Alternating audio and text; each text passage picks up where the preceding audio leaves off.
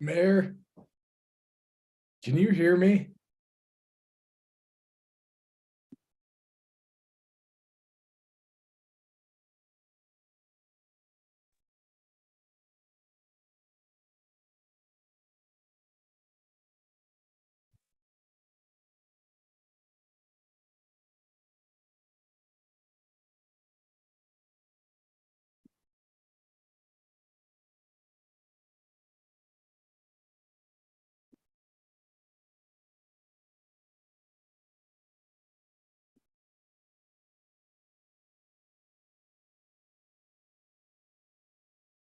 Answered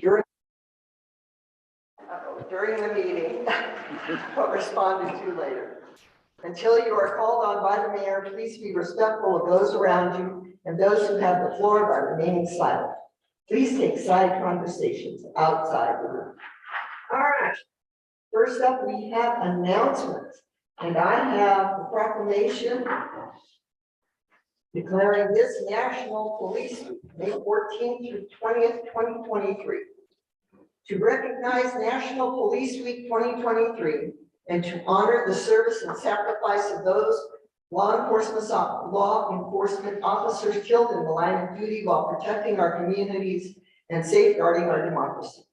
Whereas in 1962, President John F. Kennedy proclaimed May 15th as National Peace Officer Memorial Day, and the calendar week in which May 15th falls as National Police Week. And whereas there are more than 800,000 law enforcement officers serving in communities across the United States, including the dedicated members of the town of Paonia, Colorado Police Department. And whereas there were 43,649 assaults against law enforcement officers in 2021, resulting in approximately 15,369 injuries. And whereas since the first recorded death in 1791, more than 23,800 law enforcement officers in the United States have made the ultimate sacrifice and been killed in the line of duty, including one member of the town of Paonia Police Department in 1952. And whereas the names of these dedicated public servants are engraved on the walls of the National Law Enforcement Officers Memorial in Washington, D.C. And whereas 224 police officers were killed in the line of duty in 2022. And whereas the service and sacrifice of all officers killed in the line of duty will be honored during the National Law Enforcement Officers Memorial Fund's annual Candlelight Vigil on the evening of May 13th, 2023. And whereas the Candlelight Vigil is part of National Police Week, which takes place this year on May 14th through 20th. And whereas May 15th is designated as Peace Officers Memorial Day in honor of all fallen officers and their families. And U.S. flags should be flown at half-staff. And therefore be it resolved that the mayor and the board of trustees of the town of Paonia do hereby formally designate May 14th through May 2023 as Police Week in the town of Paonia, and publicly salutes the service of law enforcement officers in our community and in communities across the nation.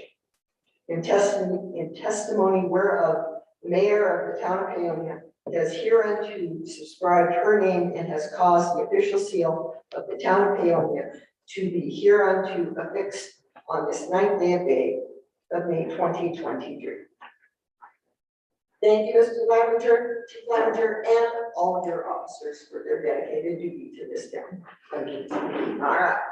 Is there a set time for a candlelight vigil here in town? Are we doing anything like that? Not to this man. I'm just curious. Yeah. All right, other announcements? I got one. Yes. The Paonia Tree Board has sort of rejuvenated itself. We've got a bunch of new members, including the former city forester from Springfield, probably. He's a jewel. He's a certified arborist and also certified in risk and hazard assessment. He gave unfortunately I wasn't in the loop, I wasn't around. So I think mid-March, he did an in-service with staff on how to do a little better job. And now on Saturday at, I think 10 o'clock, again, my apologies, it's probably on the senior center website, the poster, the flyer for it. But 10 o'clock, he's giving a pruning workshop, particularly geared towards trees in Paonia, to anybody for free. And this is a great opportunity because he knows his stuff. So we're very happy to start up, you know, these kinds of in-services and training sessions and so forth with the tree board. And then we will be doing Citrus Tree Day again. I can't remember, 17th, it's the following Saturday in June. Well, post that and get it out there. But it's been very popular and we'll do it again and get as many citizens as we can in on that. We'll have some of the state's experts there. Some of the best in consulting. And there are lots of citrus trees and caveats. Not most, but many of them need help. So that's next on our agenda, is to sort of institutionalize that help. That's the best word I can say for it. I don't know how we're gonna do that exactly or pay for it, but we're working on it. Okay. Thank you, John. All right. We also want to recognize town public works staff member Jordan Redden. So Jordan did it again. So he took his water certification, got his first water certification, got one of the highest scores in the state. Well, he took his wastewater certification, his D1 certification, and again, got one of the highest recorded scores in the state. So congratulations to Jordan. He is a gem. The other thing, on a much lighter note, but still, living in town, we have a nationally recognized, nationally award-winning author by the name of Paolo Bacigalupi. Well, Paolo made it into the New York Times Sunday crossword this week, which is truly quite an honor. All right, so we also have a flood update from Chief Lamacher. Yeah, so just a couple brief updates really. This is Highway 133. I've been curious about the damage. As you can see, started significant. We don't really have a plan yet, but I've heard or expect today to reopen, so. Well, I do, from the meeting this morning, or Monday morning, they said that CDOT is working to put a temporary bridge up, the same as they had when they were redoing the bridge over the river out by Austin. They are hoping to have that up by the end of the month. There we go. So that would be very helpful to a lot of people working in the community. Hold that on. Sandbags, the town does have sandbags available with some help from Delta County. Those are self-built sandbags that are available to residents of town. We're asking that you want to take everything as necessary as our supplies are limited. To get those sandbags, you can call town hall Monday through Friday. Phone numbers on there. Weekends, you can call Delta County Dispatch. They will get hold of an officer. An officer will reach you at the shops or get hold of a public works employee. The shops are located at 401 2nd Street. The public works building in the back is actually public. Pender River Park and the boat ramp are currently open. River Park Trail and School Trail are closed due to some flooding and some trail damage. We're asking everybody to stay off of those. As you can see, the water levels are right even with some lower portions of the trail. Recommendations for everybody are to stay away from fast moving water. I know we don't see this water a lot, and a lot of people are curious about it. Try and stay away if you can. Avoid the riverbanks and cautious of the erosion that undercuts the sensing water. There's some wild, so a lot of those banks are being eroded. You can check the floodplain map, familiarize yourself with projected impact areas, so that you kind of understand what may happen. We'll put those links on some of the town websites, including PD website. Also be familiar with FEMA flood preparedness tips. We'll link that as well, there's some information in there. And to keep it kind of short, what I would ask everybody is, when you check on your neighbors, exchange contact information, you're gonna be right next door. If something happens, they may need help from you before anybody else can get there. If we have a major incident, our resources will be stretched. So we can work as a community, help us support each other a little more. All right, thank you, Chief Leninger. All right, next up is public comment. Is there anyone from the public who would like to address the board on something that is not on the agenda? Yes, Ms. Knapp. Karen Mack, Orchard Avenue, in line with it being Police Week, I wanted to thank the police department. This weekend, we participated in the community-wide yard sale. And in the afternoon, here came a police car and parked outside our driveway and looked at us. It's Officer Kramer, and he gets out and heads toward us, and we're going, oh my God. Oh my God, what are we, I'm like, I didn't hear anything about a permit, I don't hear anything, and we had drawn all this stuff on our cycle, like, here's the good stuff is here, and all this, and he comes walking up to us and he goes, I just got one question for you. Where's the good stuff?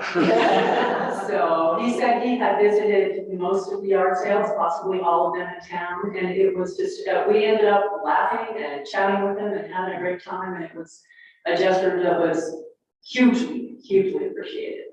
So.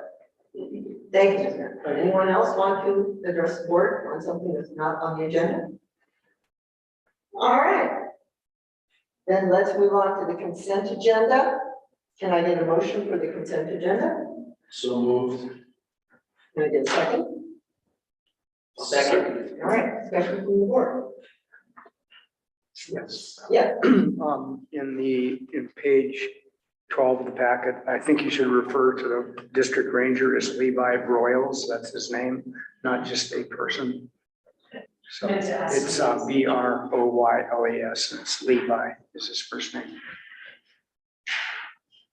Okay, anything else? No, all right. All in favor of approving the consent agenda? Aye. Opposed? All right, that motion passes. All right, let's move on to staff reports. First up is Ms. Kuzmeyer.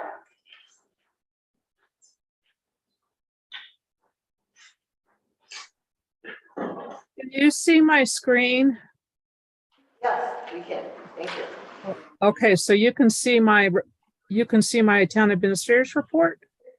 Yes, we can. Okay, because I'm seeing my picture. I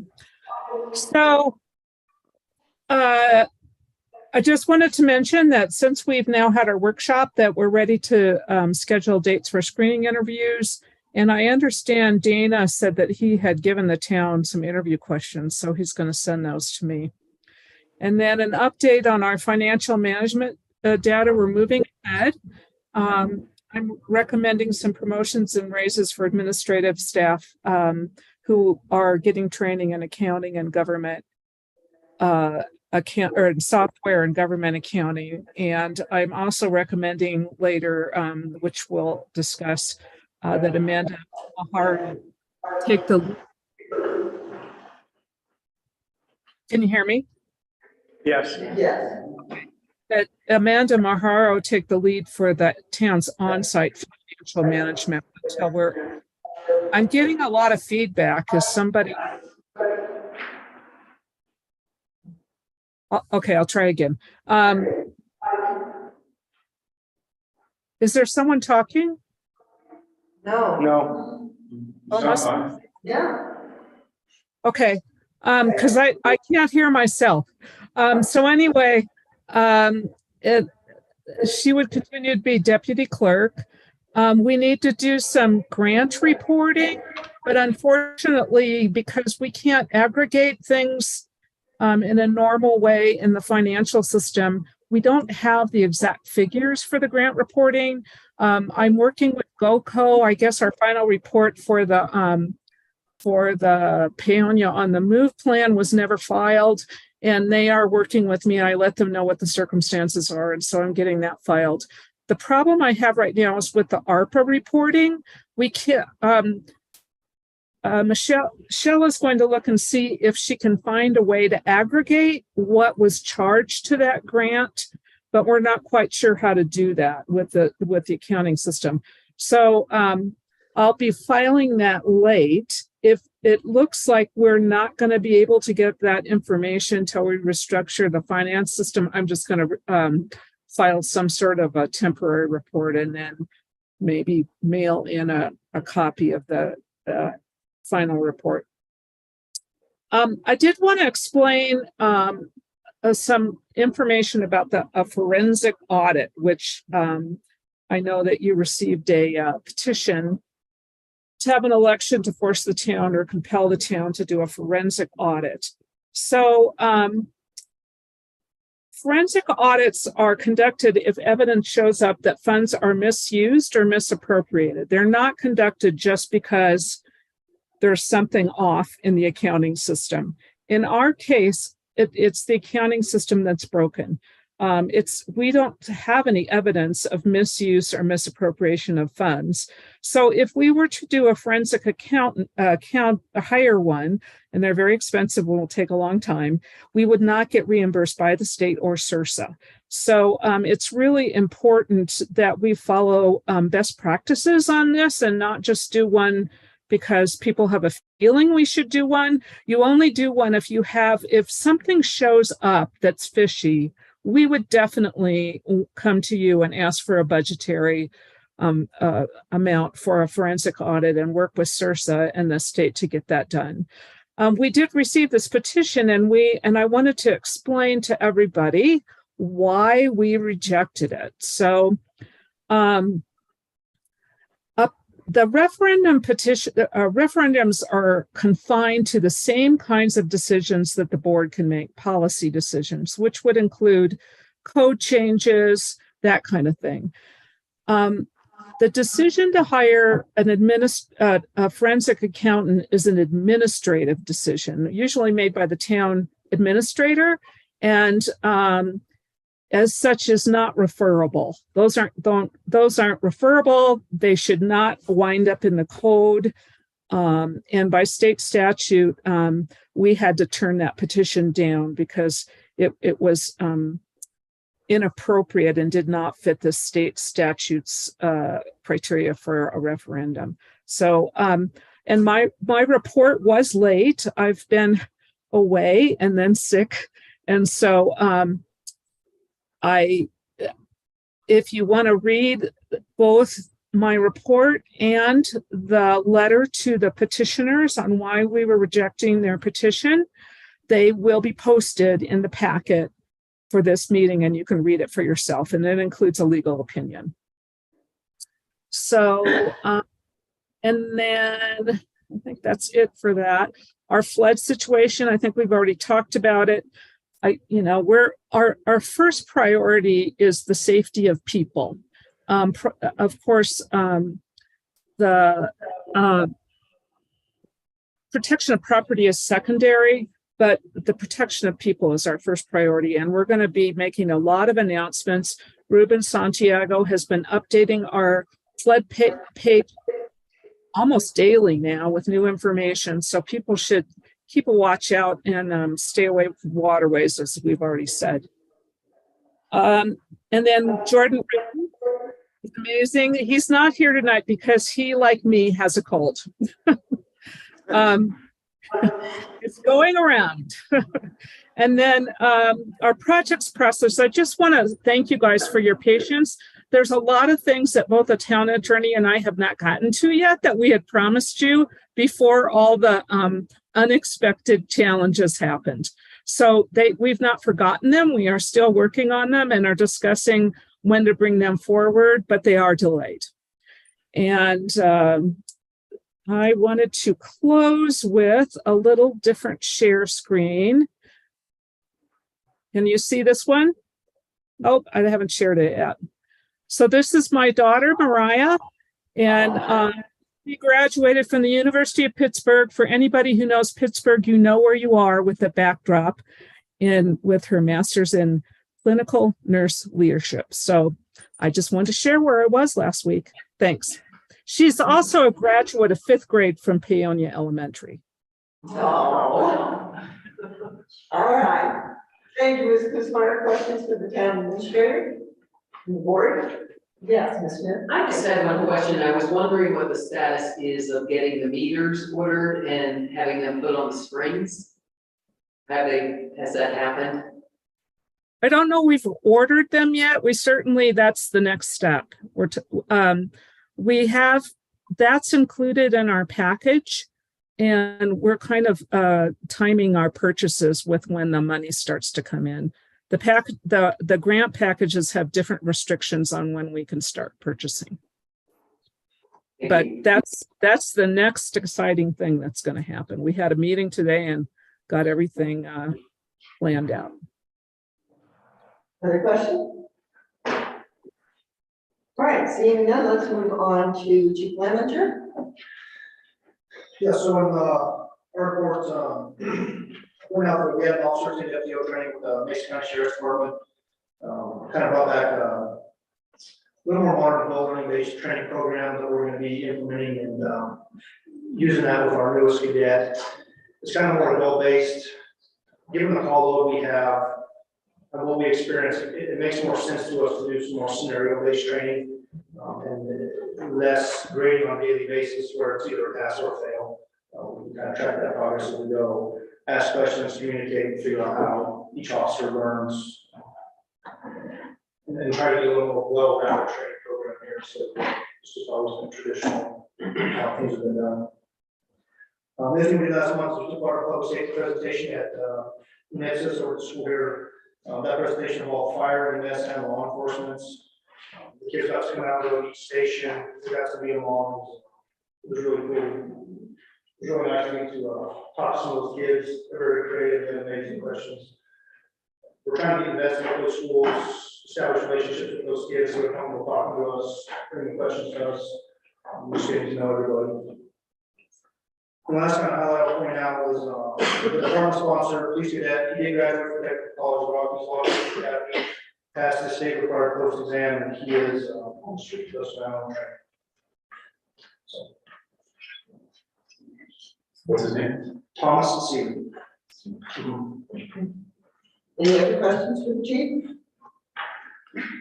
All right, seeing none, let's move on to Public Works. I don't think we have anyone from Public Works here. I know Mr. Heiniger is ill as well. So I think we'll just move on from there unless there's any questions that Ms. Kuzma might be into. Yes, Trustee Sue. After looking at the Public Works report, I was just curious about the stage at Town Park. I noticed here it said that the stairs were gonna be repaired. I thought we had to do a much larger repair, specifically to the handicap ramp in the back. And if I remember correctly, there is money in the budget to do a bigger repair than simply the stairs. So I just was wondering if that's on Corey's list as well, if that might be on the radar for this summer. Do you know the answer to that, Ms. Kuzma? Well, I asked Corey about this and they're aware of it. I think right now they have been hit with a number of water leaks and this sewer line replacement. So they haven't moved forward in that, but they're aware it's budgeted because we went over the capital improvements a couple weeks ago. Thank you. All right. All right, let's move on to request for approval and sanction of the 16th annual Picnic in the Park waiver of fees by the town of Paonia. Mr. Miller.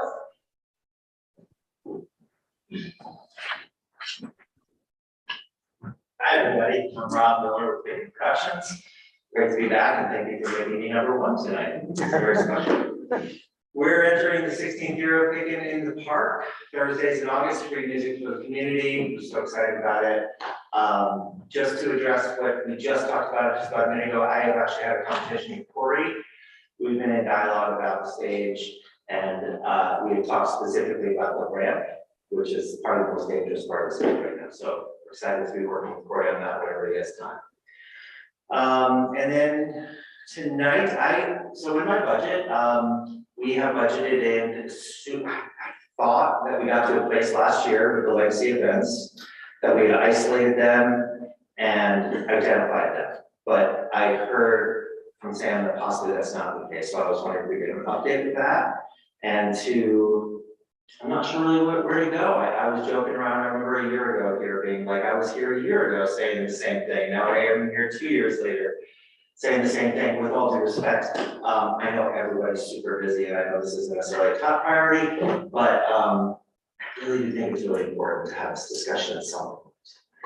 For all of our budgets, for the town support, I mean, that's our important. So that's what I have to say today.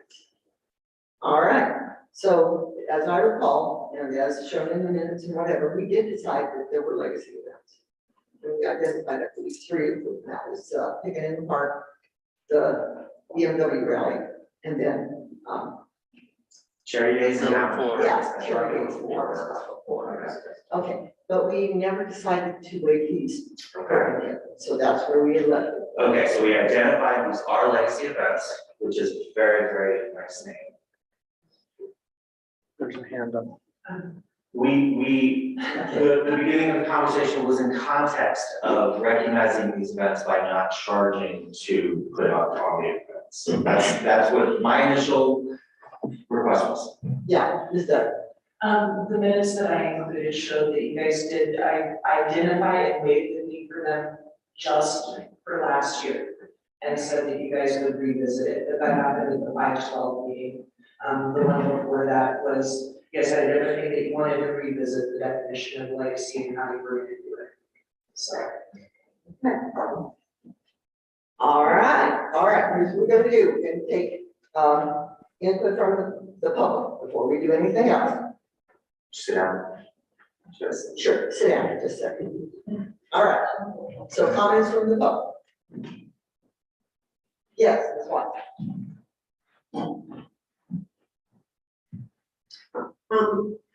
I'd like to say that, since, last fall, you did your budget. The budget is a guidance document for the following year. And you didn't, for some reason, think this was important enough, to bring up in the budget. So as far as I'm concerned, all these events should be paying this year. I don't think the park fees are that much, and we all have to pull our weight in this town, because when you waive the fees for certain groups, other groups have to step in. These legacy events, I'm sure, like Cherry Days, they're proud to use our park, they're happy to use our park, and I would like to know that they're willing to pay for some of the costs of the upkeep. The legacy events are the ones that attract the most people to the park, that cause the compaction of the grass, the tree roots. Look, we need a stage for these groups, and it just helps, offset some of the costs that the taxpayers end up having to pick up. So that's my opinion, but thank you. Thank you, Ms. Watts. Anyone else? All right, seeing none. All right. From the board. Yes. Oh, yes. Oh, there's a, Whoever is on for Northport Creative. Hi, can you hear me? Yes. This is Amy DeLuca, German Creek. I'm the president of the North Fork Valley Creative Coalition, and I was also part of that conversation last year regarding the legacy events that was started previous this current board of trustees. So one of the points that was made last year that I would just like to reiterate is these events are all free to the public, and we like to, for Mountain Harvest Festival and previously when I was with Cherry Days, I mean, these events have a tremendous amount of work and volunteer power behind them, and the free component is about that, keeping it free and accessible to everyone. And so our expenses are very high. on many levels in order to produce the events. The previous packet for special events had all the stakeholders were in attendance when that fee structure was created.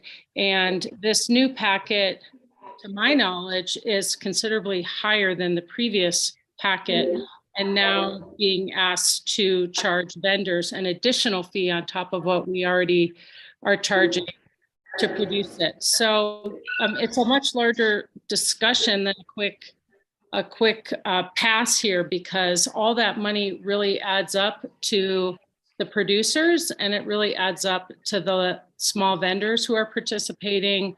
And I just would like that to be considered in this, and that everybody benefits from these festivals, families, businesses, longtime residents, as the town gets income and tax revenue from these events. And I would like to see you take that into consideration. That's part of the feeling and the vibe of our community. Thank you. All right, anyone else? All right, discussion from the board. Yes, I just, could I just get a clarification from the clerk? This is the same form as last year, correct? Have the amounts changed, the pricing? No, the only thing that's different in there is the street closure permit that you guys just voted to change, which just had a higher cleaning deposit put on it, which is returned to people there, and then the inclusion of needing to do trash canisters, porta potties, and the other things, but no changes have been made to the fees. To this, in this part, It's just that $500 thing, and that's something that they get back. and we don't even have that in front of us, because they're not asking for street closure. This is the original. So, Amy, it made it sound like the rates have been raised.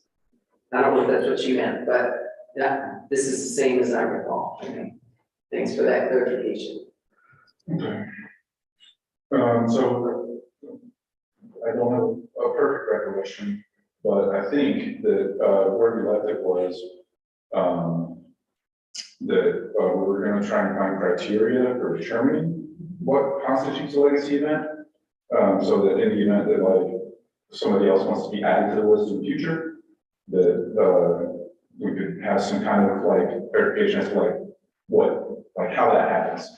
So we kind of sucks that we wanted it so far down, but because I don't have any really good ideas at this point as to like what those qualifications might be. I do think that Amy raises a fair point that allowing free access to an event is clearly an benefit of the community.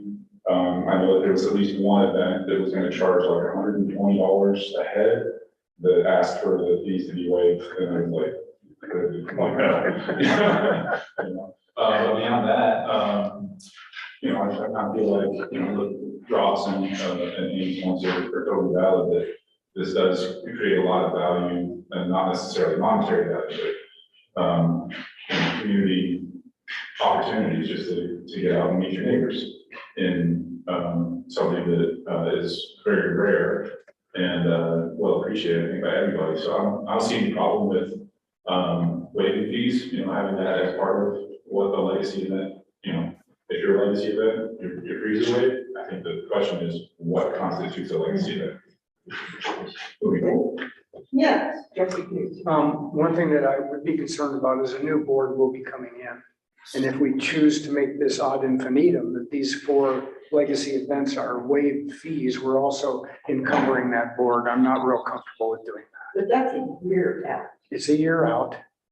And I'm just saying for this year, and I know that will frustrate some of the organizers, but I really think a board that will be seated for a couple of years would be better to make that decision. We can make the decision for this year, and I feel that's in good faith. The piece that where the fees would impact would be if not Mountain Harvest Festival, if a legacy event decides to close the street. I'm not in favor of waiving the fees on that, because we spend a lot of time on that, how we want street closures to work. So I want it to be really clear that, so I'm ready to make a motion. Okay, Okay, so I move that for this year, those 4 legacy events we cited, the 4. So I'll should I name them off? yeah, let's make sure they're. So it's Mountain Harvest, maybe I'm working backwards, BMW Cherry Days and, and Picking in the Park be exempted for fees for using the park for this year. All right, we have a second. Second? Okay, further discussion, Mr. Valentine? All right, we have a motion and a second, Mr. Stelter. Mayor Buckman, I just wonder if we're gonna encumber costs from the town for this. Say we have a huge garbage fee, and that's one of them that we're possibly, where our budget is really blown in the trash haul. If we have numerous dumpsters, or if there is something like that, that we get reimbursed enough to pay for. Outside. So, yeah, trustees. I just, they only 3 are included. So just so you know, it's 3 and only 3. They have to pay for, if they want to bring in more, they have to pay for more. Why can't I? see? Okay, so, so we have a motion and a second. If there's no further discussion, all in favor of waiving fees for Cherry Days, let's see if I can get them. Cherry Days, Picking in the Park, BMW Rally, and Mountain Harvest Festival. Pardon? Park, yeah. All in favor? I'd Opposed? All right, that motion passes. Yes. like to make a second motion on this Sure. topic, and that is that we ask the staff to give us a draft definition of a legacy event. Do we have a second on that? I second that. Okay. Any other discussion from the board on that? Yeah. Mr. Mayor, Madam Mayor, we know that when the drafting is left to us, it is not always a pretty picture. Okay. All in favor of having staff draft this definition for legacy? Aye. Opposed? All right, that motion passes. Good one, trustees. All right, let's move on. Consider letters of interest and appoint a trustee to vacate the town open seat. All right, so we have 3 applicants. And I would invite each of the applicants one by one to come up and introduce themselves. Yes, trustee Knudsen? Madam Mayor, I'm wondering if we should be clear about what process we're going to use for voting Okay, yes. first, and also if we're, as a board, open to ask the applicants questions. So I'd like to get that out in front before they do their Sure. statement, so we know what's coming. Sure, what we are going to do is there is a half sheet of paper in front of everyone. When it comes time to vote, we'll put your name on that piece of paper and the applicant you elect. Those are the elected by the town. So I get 2 votes. There's a vacant seat though. The right, your name and the applicant, your choice on that, clerk will collect them, read the name of the trustee and the votes we count. Okay. And then what does the board think about asking each of the candidates questions?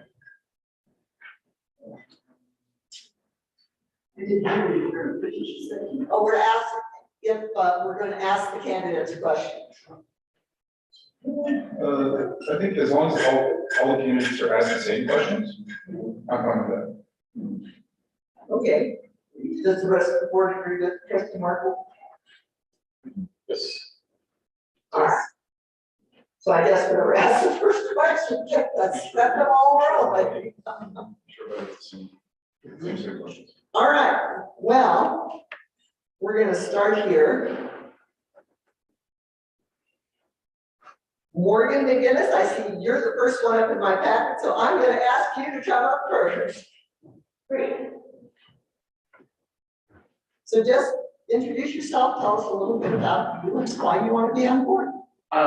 Yeah, so my name is Morgan McGinnis. I live over on Main Street. I am the owner and operator of Espresso Pioneer, a little cafe that's connected to Bike Shop. About myself, so I'm an educator by trade. I've taught in K through 12 for a number of years in a number of positions. I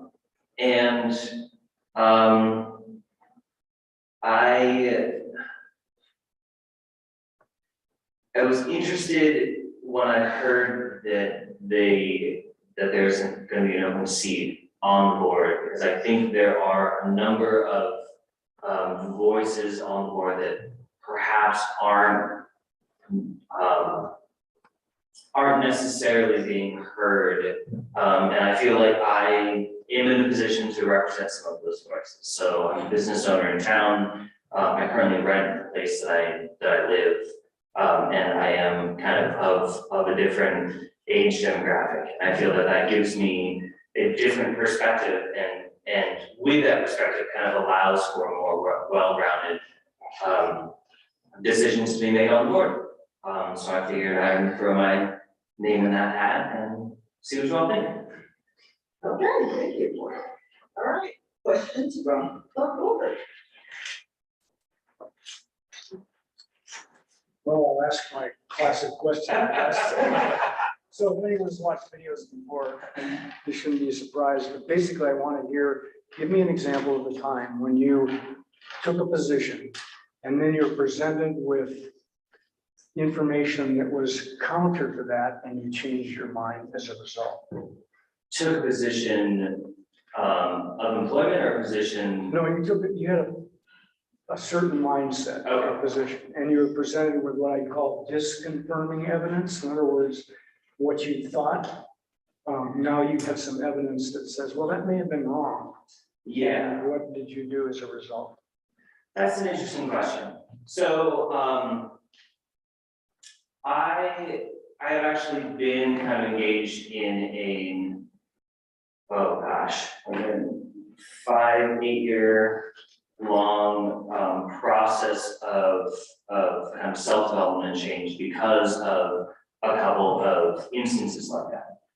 So I think the first instance, and I know this might sound a little trite, but I was in a math class in college. And the professor specifically, after the first couple of classes, she came up to me, she's like, you know, I see that you're enthusiastic, you're bright, but you gotta understand that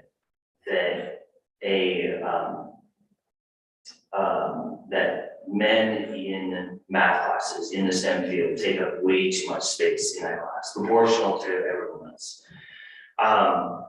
And that one kind of kernel of not necessarily advice, but shift in perspective sent me along a path of really trying to figure out, like, okay, what is the disproportionate space that men take up, and why is that? And what are some of the assumptions that we hold that are actually incorrect in how the world operates and how in our kind of blanket effect on the people around us and the society at large. And so I think that one piece, I mean, it was hard. I distinctly remember like being mad at that teacher for about a month straight. Like, how dare she, you know, like my voice matters and that whole rigmarole. And then when she said actually sunk in, I was like, oh, actually she has a really good point. And I've been on kind of since then a pretty steady path of kind of readjusting how I actually am in space. How I kind of are able to listen to other people rather than just thinking about like, okay, when do I get to talk? What's the thing that I want to say, right? And so there are these small pieces that I've been kind of changing for quite a while, and you know that work will never end. Yeah.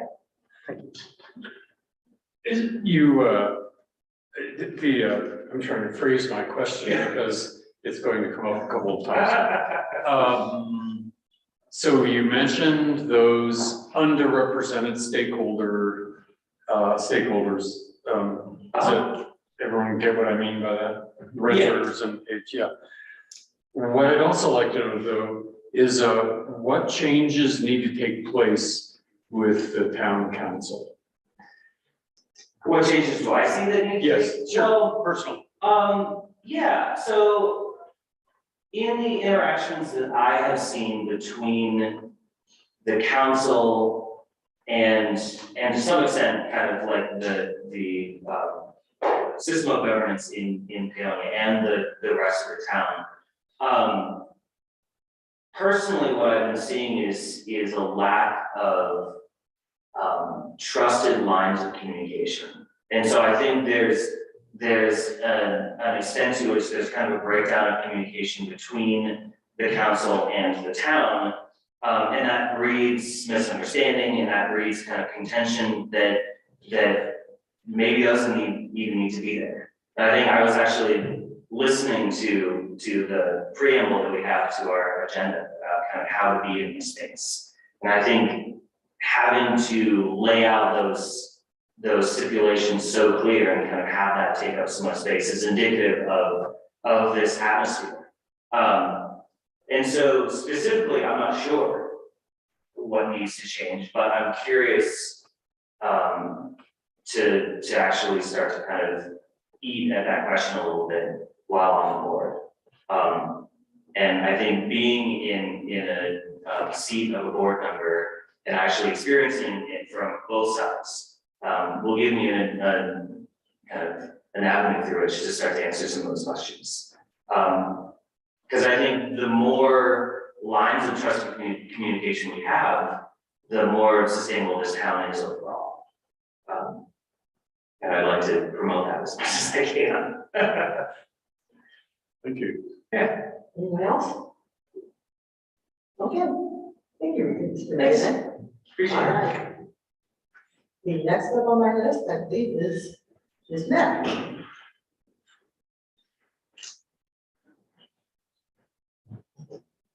If you don't know me, I'm Tammy Neck. I have lived in the Paonia area for 21 years, in town since 2014. I was formerly the DCI reporter for the town for several years. And I ran for the board 3 years ago. And because of what I perceived as immense confusion and frustration and lack of information, and one terrible night, I resigned. And have had a lot of time to think about this, how I approached it, how stressed I was, not only with my personal life, but with this life. And so when I heard there was an opening, I just thought, this is not a good time for someone completely green to come on the board, in my opinion. Sometimes that's a good thing, sometimes it's not. I have been following the board, I've been reading all the packets. I have not been listening to or coming to meetings, but I think I have a pretty good idea of what's going on. And when I heard Trustee Weber had resigned, just thought, maybe this is a good chance for me to, I don't know if I want to say redeem myself, but maybe redeem myself with myself. What all people might think of me here, that's what you think of me is none of my business. But what I think of myself is very important to me, and I thought maybe this is just a good chance to come in, help out, serve where I can, and be on my way, go back to taking care of my mother, my brother, and back to my personal life. So that's why I'm here tonight. Just so you all know. The question, an example when you took a position and changed your mind, it just kind of reminded me of this saying my uncle used to have. It was, I made a mistake in my life one time. I thought I was wrong and I wasn't. And I don't change my mind often, and I honestly can't think of a time, a specific time when I changed my mind. For some reason, nothing is coming up. Be it on the board or in my personal life. But I can kind of connect what John asked of Morgan, what changes need to take place on the board. I believe those changes have already taken place. The changes that needed to be made in the last few years have taken place. They've taken place in the administration, they've taken place on the board. And it is so encouraging to see how far this board has come. And the one thing I think the board needs to continue to work on is to listen seriously to citizens' comments. I'm going to give an example. A citizen for the last several years has been very upset about chapters 16 and 18, zoning, building, and came in with many very valid comments and really was never heard. And that citizen at the last meeting I attended was listed not only as being heard, but as being taken seriously. Citizens, no matter how many times they comment, no matter what they say, they should be treated with respect and they should be taken seriously. So hopefully that answers both questions. If I think of something when I change my mind, I know I do it all the time. Maybe that's why I can't think of a time. Do like to go back and forth and consider all. Actually, one thing just came, a couple more seconds here. One thing just came to mind, and that was the death penalty. I used to think the death penalty was a very, very good idea, and I took an ethics class in Lone Springs, and I had to, I had to argue for the death penalty. And when that was all done, I realized the death penalty is way too, the death penalty takes lives of innocent people, and as long as it can take the life of one innocent person, I don't believe we should have the death penalties. Thank you. If you have any questions, please ask. All right, thank you, Ms. Beck. No. All right, Ms. Paula.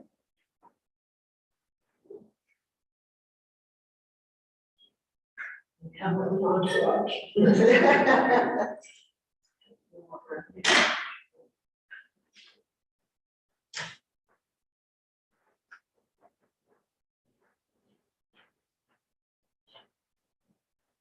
This is my husband, Brian Durkee. Now you go, just do it on duty. Good for you. Anyway, my name is Mary Jane Polis, or Jane Polis, or Mary Polis, whatever part of that you want, or call me Hey You, or. Anyway, I've lived in Poundale all my life, which is now 66 years. And because I'm 66, I've decided this is what I should do, is give some of my time back to Poundale, because Poundale has been very good to me. I love the town.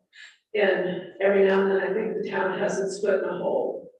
And I would like to help it to get that foot out of its hole, if there's a possibility. But I don't think it's just Poundale, I think it's the nation. You know, I wish there was some way, you know, the president hasn't called me up and asked me how to run the town yet, the world.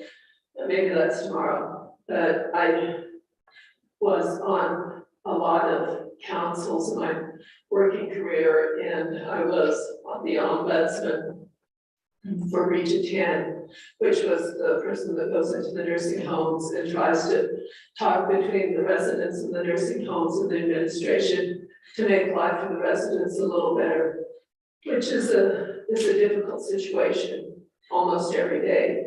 And it taught me a lot that things are not black and white. And even when you think they are, you better have that shade of gray there to make it somewhat better for everyone. I worked for the town of Poundale as the Chamber of Commerce person in 1990. And in that position, I was put on a Kellogg's Foundation grant. And they took Jim Briscoe and Jim Gall and myself and Karen Peterson, and they put us on a revitalization team for Poundale. And they thought that Poundale had a lot of problems that needed to be revitalized. So they put us through a whole session of meetings in told us how we needed to do this and how we should form this committee and start to learn how to revitalize county. Well, we never got very far in revitalizing county, as you might have noticed. But I thought to myself, I'm the only person left out of that team. And I still have some of those skills left in me. But it's interesting that the same problems have kept coming up. And I think a lot of it is endemic to small towns. One person told me the reason for that is the people who come to small towns are very independent minded. And it's real hard to get a consensus ever built. It's like getting all those cats to go in a straight line. And I have cats, so I know exactly how that is. And in a lot of ways, that's what I love about Hanover, is the diversity. But somewhere in there, we have to try to get to that shade of gray. And I guess my question about where I may have changed my mind came during that time I was working with the Chamber of Commerce. They wanted to put a prison in Hamden, well, on the outskirts of Hamden. There was a group that thought the correction center that went in down in Delta, that should have been up here in Hamden. And they came to me and said, write a letter. You need to write a letter saying you're endorsing this. This would be a very good thing. I thought, oh, no, how can we have a prison in Hamden that be the worst thing? Now I'm wondering, would it have been? Or would that have been the thing that created some stable economy here? Because we don't have a stable economy. And so I don't know, you know, I really think that a lot. So that's my question. Any other questions? What would you like to see changed? What needs to be changed with the town council? I said I wanted to be the person that was here to the people who traipse around with oxygen cords and walkers and things like that. You know, there's things that old people just have problems with. And I think the town council sometimes forgets that we have a bunch of old people still here in town that don't get around real well. You know, I'm still waiting for those potholes to be filled. You know, but now we're talking about pickleball tournaments, you know. So it's always like we're one step ahead and never got some potholes filled. And the sidewalks, they're terrible. You know, you break your ankle trying to get down a sidewalk and stuff. But life goes on. But I bring grants, I have a lot of skill, I can help you. I can be a volunteer, even if I'm not on the board. So keep my number. Thank you, Jake. Thank you. All right, comments from the public? Okay, seeing none, all right. Board members, I yes. have a question. Yes. What is the term of this appointment? It will be until the next election. Yes. All right, so members of the board, if you write your name and the person you would like to see on board.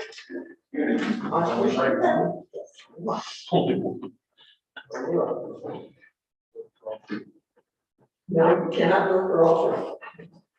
It's not ranked choice vote.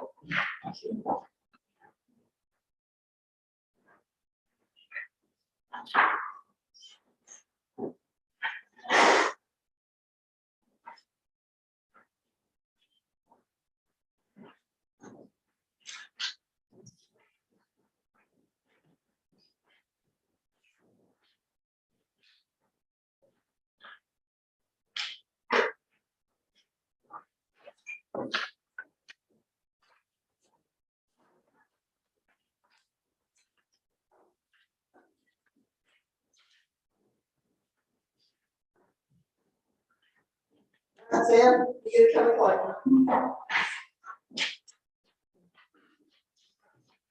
Don't trip. It could be 3-3. How can it be 3-3? There's Oh, no- you voted? No, I don't vote. Oh, that's right. I'm sorry. I was thinking. No. See what we do with that. Yeah, I voted twice. That could be 2-2-1. It could Do be, you have, okay, where you want? No, you gotta read that one. Could be. So, David Knudsen, Mary Jane Forrest. John Valentine, Morgan McGinnis.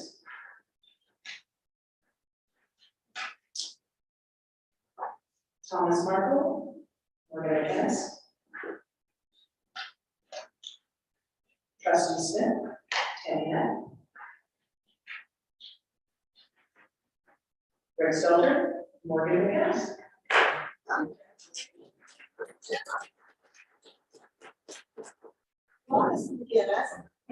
You get to be sworn in tonight, and you can come up here and sit and take part in the rest of the meeting. Congratulations. I knew I should have brought it. And as for Ms. Smith and Ms. Polis, please, we have an election coming up in January, please run again, please. Don't go away. Yeah, don't go away. She ain't going away. Good. Yes, yes, I do, and I have a paper camera.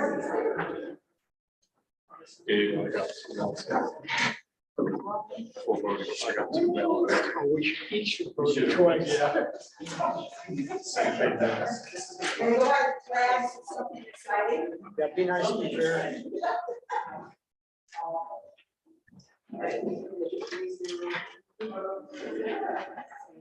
I state your name. I, Morgan McGinnis, Faithfully support affirm that I will faithfully support the Constitution of the United States, the Constitution of the United States, the Constitution and laws of the state of Colorado, the Constitution and laws of the state of Colorado, and the laws of the town of Cameron, and the laws of the town of Bailey. and I will faithfully perform the duties And I will faithfully perform the duties of the office of the member of the office of the member of the Board of Trustees of the town of Cameron, of the town of Bailey, to which I have been appointed. to which I've been appointed. Congratulations, sir. Welcome to the board. Welcome. Board of Trustees. Thank you. Very good. We couldn't get your name tag. No, actually, look at there. Maybe that would have been. I made it. Oh, I would like to point out that I have one for every.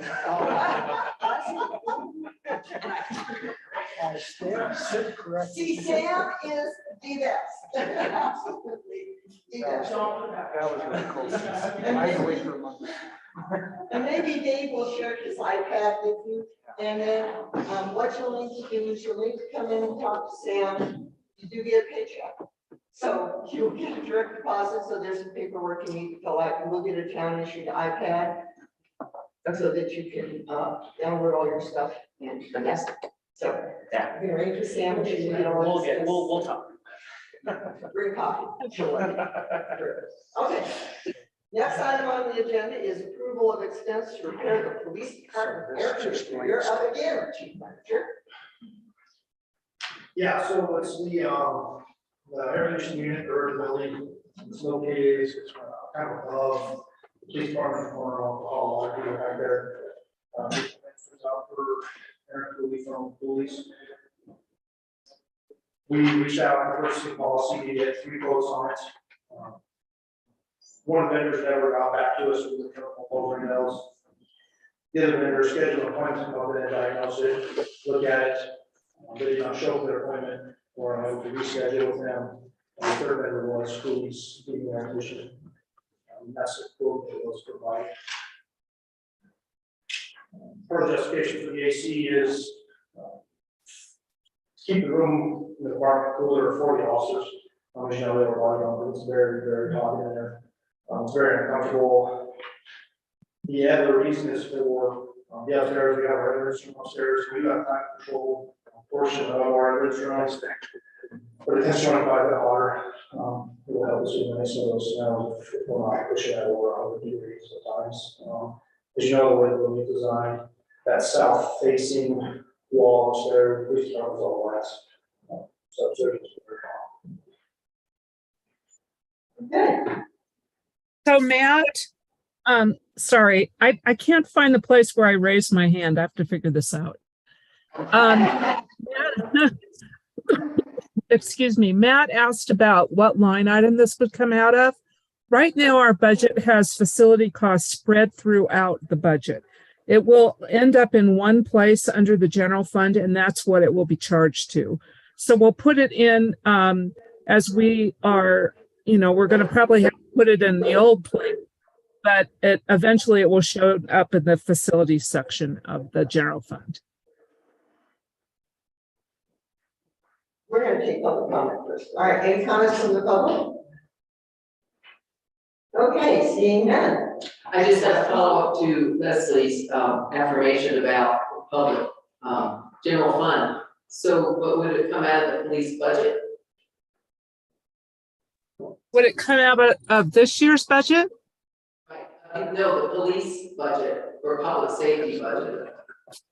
So it will right now, but as I explained at the last meeting, we're going to have all facilities costs in one place for the whole town. But right now we've got all these detailed costs strewn throughout different departments and projects, but they'll be consolidated in one place in the general fund. So yes, it will go in the police department budget now, but it won't show up that way by the end of the year. Yeah. Well, the reason I ask is because we have 0.8% of the county tax going to the public safety budget. So yes, I'm kind of hoping that it comes out of that 0.8%. That's why I'm asking. Yeah, so that has to do with accounting. That doesn't have to do with budgeting. So what that would happen is when that is entered into the facilities of the general fund, the facilities section, the revenue that pays for it will be pulled out of whatever revenues fund. That's how your budget is supposed to work. And please keep asking me questions, because this is an education process for the whole town on how budgets do work. But Cassell takes care of that. It has formulas that you can put in. It will automatically charge the revenue stream for that particular purchase. Thank you. Trustee Stiltner. I believe trustee Newsom had his hand up first. Oh, Yeah, Madam Mayor, I want to point out that the back the badge funds were very strong in the police department. We also, as a board, have discussed several times how important it is to look at police facilities and what room they need and those types of things. We were hoping that the revenues from back the badge would also provide reserves for future expansion of the police department. yeah, trustee Stiltner. That's my point. Yeah. Okay, all right. Yeah, trustee Moore. Yeah, so I don't have any hesitation about the necessity of the equipment, or that we should do it for sure. I do question that this estimate has a services subtotal without a quantification of those services. It also has a materials item, a condenser without a model number. I just Googled 5-ton condenser, and that's a very high amount for that size unit. So if we could get a model number and a breakdown of the expected hours on this, so it'd be much more inclined to approve it. Later hours. Hours, or like whatever's included in services, and a model number for the condenser. Is it possible for to share that with you later? Because I understand the purchase of this timing is of the essence. We can't really wait for another 2 weeks. Well, I doubt that it'll take 2 weeks for her to get back to you. And from my personal experience, not asking these questions up front can be very expensive. So I think it's possible to answer them with a phone call, and we could probably get it done Wednesday. Your question is for us to get together to approve it, though. So, Right. Well, I mean, basically, we're gonna be paying like $600 an hour, you know, and being paid, charged double for the materials, I wanna pay this.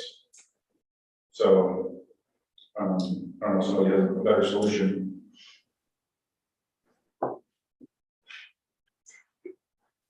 Yes.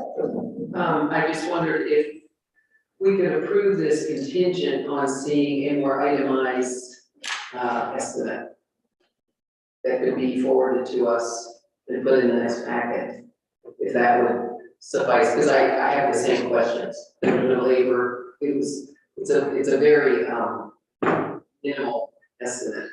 And I hadn't thought about the 5-ton condenser, but, so I would make a motion that we approve this contingent on seeing more detail on the condenser and more labor hours and, cost per hour.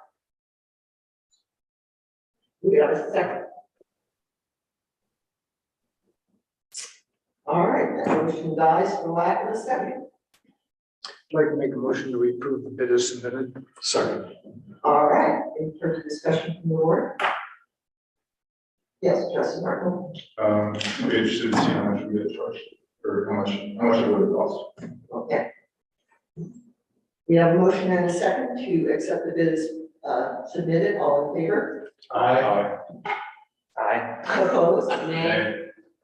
All right, do you have that? You need a roll? Okay, all right, moving on. Consideration of ordinance 2023-04, clarification of the water moratorium in response to referendum petition on ordinance 2023-02. All right. This has been run by the attorney. And I believe it has been brought back to Mr. Bruner. And do we have gotten a response from Mr. Bruner? We have gotten a response from Mr. Bruner. So where do we stand right now? Mr. Cotton. Thanks, Mayor. Yes, we did receive some comments back from Mr. Bruner after the packet was published. I believe that was when the comments were received back. There's still some issues that Mr. Bruner has taken with the ordinance language. And I don't know if it's going to be possible to come to any sort of agreement tonight in order to have to, I guess, persuade Mr. Bruner to withdraw his petition in the matter. So I don't know if the board has seen those comments received back, but if there is a possibility for coming to some sort of resolution on this topic, it would be great to get this revised ordinance in place tonight. All right. Yes, Trustee. Madam Mayor, I'm confused about the decision we're trying to make. If I understand it correctly, we have to make a decision about whether to call an election or adopt something that will satisfy the petitioners. Correct. Okay. If I understood the comments correctly, there is nothing to satisfy the petitioners right now, unless we rescind our previous motion. Is that correct? Not, it's my understanding, and that's only my understanding, is that what was crafted by the attorney in the last go round does not satisfy the petitioners, and that in fact, the petitioners want and language added, which is substantially greater than what the original petition calls for, and that actually adds language which was not on the citizen petition anywhere. Ms. Klusmeyer. Ms. Klusmeyer? Sorry, I was muted. Nick, I was going to ask if you could give a little bit more detailed explanation on the reasons for the revisions to this ordinance that we both believe meets the intent of the original referendum better than the wording that's in the code now, because we have a new board member. And I don't want to rush over this so quickly because this is super important. Thanks. Yeah, I'm absolutely happy to do that. And I will say first that the options before the board tonight are to rescind the ordinance that was earlier adopted this year, ordinance 2023-02, which was an ordinance which was intended to clarify the moratorium that was passed in 2020. Board could also order a special election on the referendum petition. And for the new board member, a referendum petition, if submitted by the signatures from 5% of the electors of the town of Paonia, the town has to decide whether to rescind an ordinance that's the subject of a referendum or to order a special election and put the referendum to the voters. The ballot question would look like, shall the referendum be approved, which would result in the rescinding of the ordinance that was passed earlier this year with the intent of clarifying the moratorium on the issuance of water taps. So that's where we are. That's where we were at the last meeting, and where we are now is we had discussed at the last meeting drafting a new ordinance that would replace the ordinance that is the subject of the referendum. And we're trying to work out some clarification edits that might be satisfactory to the petitioners in order to try and come to a resolution without having to put this to a special election or without having to rescind an ordinance that the town felt resulted in clarification. So that's where we are now. Any questions on that before I get into the details of this? Trustee McGinnis, if you have any questions, please. Oh, I will.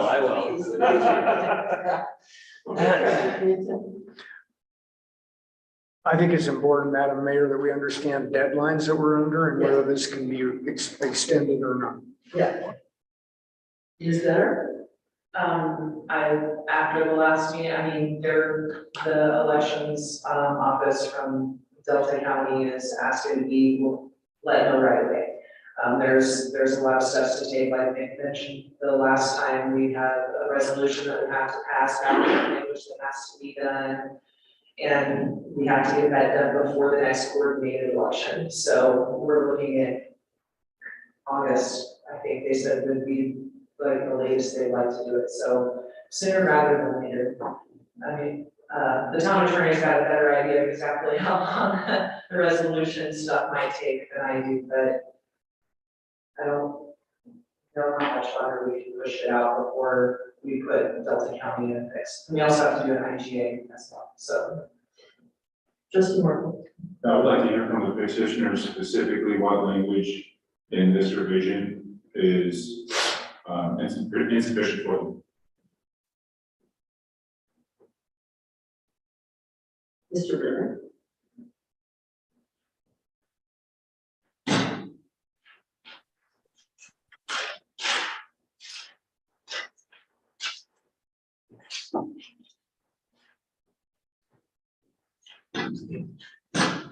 Well,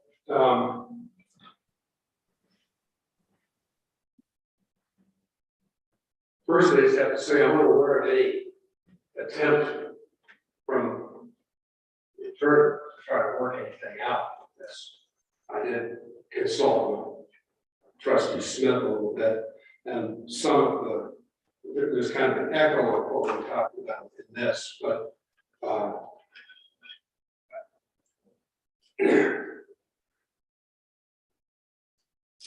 I think this is substantially the same as the previous clarification, only this actually clarifies it a little better. And I can go through point by point if you want. I don't think there's a lot of reason to do that, but I'm certainly willing to. But I want to jump to the paragraph G at the end. that this moratorium does not prohibit installation of bathrooms or kitchens and lawfully served structures, provided that this does not give rise to a requirement for a larger sewer line pursuant to this article. Okay, and so this really helped me crystallize what I call the loophole in this, and maybe I'm wrong, you know, it's certainly possible. I've changed my mind many times on things presented with proof. But what I see here is that this does not prohibit the installation of a kitchen and a bathroom, but of course, a bedroom is allowed, and a house that already has a tap. Okay? So right here, black and white, that's your right. Throw in a kitchen, throw in a bathroom. Of course you can throw in a bedroom. You can throw in 2 bathrooms, you can throw in 3 kitchens. Right here, black and white, you have that right. Okay, what makes a household unit? It's a place where a family spends their time and prepares their meals. Okay, so what this says, what I read is that you have the right to put in all the hardware of another living unit. Excuse the dichotomy of terms. A household unit is the word in the ordinance. So you're saying, go ahead, put in what is another household unit. The only thing that's not a household unit about it is there's not another family living there. Okay, so once that infrastructure is there in Mr. Barrel's house or anybody's house, I might want to put one. I might want to put in 3. I got a lot of space. If that's my right, once that's in there, I don't see how this town is going to prevent those units being rented out. They're ADUs. This is a dream come true for the mayor. This is ADU ordinance right here. This one is what I read in this. Okay, as far as the mechanics of the referendum, I think this new clarification, new loophole, rescinds the previous ordinance, which is what the referendum sought to do. And so if you pass this, it makes the referendum moot. Because you've already rescinded that previous ordinance. That's what that referendum asks you to do. So if you pass this, you're up from underneath that.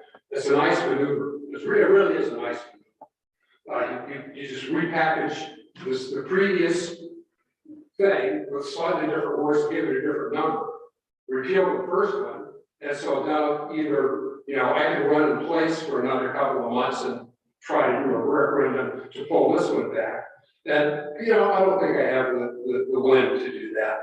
I'm just one guy fighting City Hall, and, at some point, I think the forensic audit is probably going to take more of my attention. I think you have no idea how little trust there is. Point of order, Madam Mayor. Yes, sir. Can I object to the fact that we've gone way in the weeds past the question, which was which language is unacceptable? Yeah. Is that, Okay, so confine. Figure it out. What's the next question? Figure it out. Yes, No. Ms. Kuzma. Just wanted to mention that the problem with trying to figure out everything in this particular code wording, that there are a number of codes that play into approval of additions and renovations to a single unit.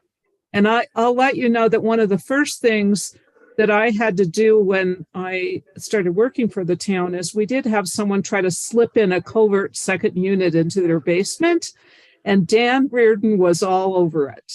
And we denied the ability to put in a second laundry room, a second entrance, and a second kitchen, because it was pretty clear that's what the person was going to do.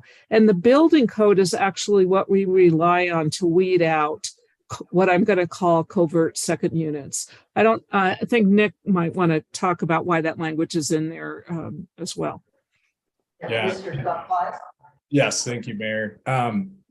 that language is not specifically necessary to the effect of the moratorium. We left it in so that it would be clear to those property owners that were seeking to do something in the way of not trying to create an additional unit, but just simply trying to install another bathroom or, renovate a kitchen, install a kitchen in a unit that didn't already have a kitchen and hadn't yet received certificate of occupancy, that kind of thing. So it is intentionally tied to the building code, and there are other sections of the town's ordinances and adopted codes that would apply to that scenario. So I totally agree with Leslie on that. From the standpoint of what else is drafted in this ordinance specifically, the prohibitions, right, of the moratorium are the important pieces, and we're not trying to necessarily create exceptions. We're just trying to give some clarity by leaving this language in that said, okay, here's what is okay, because that side of the coin can be important for clarification purposes. So that was the intent there, certainly not trying to create a loophole. But that language isn't specifically necessary to the ordinance itself. Can I respond to that? Yes.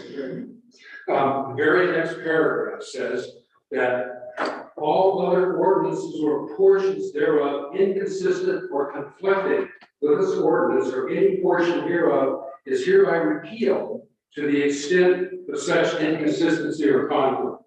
The reason given for the problem with the moratorium has passed, okay, was that there are inconsistencies and words that are not defined. And what we heard from the administrator is that the only thing that matters is the exact language as written on the paper, okay? And this says you have the right to put in a kitchen, and any other part of the town's laws that conflict with that are hereby repealed. So I'm just hearing this stuff coming from two directions, and I think there should be more consistency. Okay, so, yeah, Trustee Marco? Yeah, okay, so here, Part G has an objection. Are there any other? Yes, I think this adds a lot of things. The section F before that there's a presumption that a tap gets you one unit. I think there should be a reference to the line in the code that says that. And I can't find it in there. So it brings the question, it makes it sound like the town, you probably haven't read it, but you know what I'm talking about. It says that there's a presumption. Well, maybe you should tell them what that says. Yeah, I'd be happy to if you're gesturing toward me, Mr. Bruner. Yeah, it's hard to tell from here. Yeah, so a legal presumption is a legal inference that has to be made in light of certain facts. The observation that the town might not have good records on things is potentially valid. We haven't observed every scenario because there are only certain property owners asking to do certain things. But the presumption is to set some sort of standard so that the administration can determine when the administration has to issue approval for somebody to do something with their property involving water. Right? It's not necessarily a standard that is going to apply in every situation, but that's why we've set it up as a presumption. And you'll see that the language says that the applicant has the burden of overcoming the presumption by submission of written evidence and documents to the town administrator. And it's clear to me, at least, and by way of it being a presumption that's rebuttable, is all you have to do is reject or prove the presumption to be false in order for you to overcome that presumption. So it might seem like it's lacking objective criteria, but all they have to do is say, look, here's some documents that prove that this tap was purchased for the construction and the connection of multiple units to the town's water distribution system. And if they're able to prove that, and that's satisfactory to the town administrator, then he or she will prove that. And then if it's not, they will have the right to appeal that to the board. So I think perhaps a compromise here, and I'm just throwing this out there for the board's consideration, but would be to state that it's the application is determinative of the number of units that were allowed to be connected to a certain tap, or just one unit, whichever is less. And that way, if there is insignificant documentation, there's still a presumption that's applied so that we can actually administrate this thing. Because right now, there's no way to say how many units did somebody purchase this tap for. There's no way to say that in a lot of instances. So that's what this is intended to address. Trustee Marple? Thank you. So I think there's one part of our town code that is extremely important here that we should all be aware of. Section 16.1.100 definitions. Dwelling unit is defined as, dwelling unit means one room or rooms connected together, constituting a separate independent housekeeping establishment for owner occupancy, rental, or lease on a monthly or longer basis. The dwelling unit shall be physically separated from any other rooms or dwelling units that may be in the same structure and served by no more than one gas meter, one electric meter, and one water meter and sewer tap. So a dwelling unit has one water meter. And I think, sorry, yes, so I think so far, reading section F, when it speaks about one household unit, one commercial unit, each of those should have one water meter, presumably one tap, right? And I guess that falls back into the other definitions. But I see that as I read it, I think that F, part F, is restricted and puts the burden of proof essentially on the applicant to show that they have the right to. I'm quite struck by the fact that the town's admitting they don't have records of who is owed what in terms of tax. We don't know where our money is. Yeah, right. And yeah, another section. Yeah. Okay. Yeah. I just said, okay, I think that every extra word you put in this, it's not, see, I don't think that's necessary in this ordinance. I think that's a given anyway. If you there's no attempt in the moratorium to deny anyone with an actual claim to a hookup, to deny that to them. And every word that you put in there beyond what's necessary is just another place that somebody's gonna say, well, it says right here, and that's, I deserve this. And my lawyer agrees with me. And so I just don't see any reason to put it in there. Other things that I think are odd is that this is a prohibition on the establishment of a new commercial or a household unit. And it's like, so now this is a moratorium on building. It's like, I thought this was a moratorium on supplying water. And I don't see why you're gonna muck it up, with even bringing up, and when you talk about water to structures, I'll go back to the same thing I said about G. Go to page, ask to say what she wants to hear. Trustee If I might, I just want to let you know, Bill, that the two you're just referring to is what you agreed to. I think I changed that in the email I sent back. This is what we had. No, well, So I just want you to know. when I see it here, you know, it's like, you know, we talked about some stuff, when I see it here, I think it's the wrong direction, and I go back to the same thing I said about G. It's like if you limit it to the structure, you've got plain language in here that allows you to put that kitchen in there, and once you got that kitchen, you've got it all. All right, let me ask you, Okay. Mr. Bruner, is there any way that this is going to allow you to withdraw your position? You pass this, the petition's moved. No. If we pass this, will you withdraw your citizen petition? Yes, if you pass this as it is, it rescinds what the petition asks you to rescind. There's no point to persist it. This, why, you know, maybe you haven't read this when you're talking about passing. This says that, ordinance number 2023-02 is hereby rescinded and repealed. Did you not realize that? Okay, so we have, hopefully, you can agree that, part that is in the town's best interest. If it is somewhat complicated, I can come up with scenarios where that language may be necessary and helpful for the town. Okay. And for moratorium, for section G, perhaps if read alteration rather than installation of bathrooms or kitchens.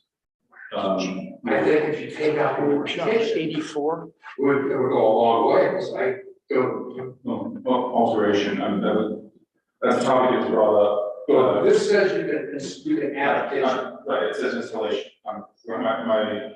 My ask is, if G read, this moratorium does not prohibit the alteration of bathrooms or kitchens within lawfully serviced structures, provided that such alterations do not give rise to the requirement of larger service line pursuant to this article. Okay. Rather than installation, alteration. Right. Well, excuse me for trying to think about it, but I didn't know I was not here to try to hash this out tonight. Well, we don't have time. I know, because I mean, this is what always happens. Yeah. You don't talk about it when there is time, you wait until there's deadlines, and then it's this heavy thing. My position is that if you have the right to add a bathroom in your house, that doesn't make another living unit. That doesn't cause a greater load on the system. I don't think that you can limit it to an alteration on a bathroom. You have the right to add a bathroom. Yes, if you said alteration on the kitchen, I guess that's a whole lot better. That makes it clear. As our attorney stated, this is not necessarily restricted language, just permissive language to note that these types of work are allowed. So I think that, I'd like to make a motion, however, I want to make sure that I address whatever other concerns you might have. Well, give me just a moment here. See what's really important.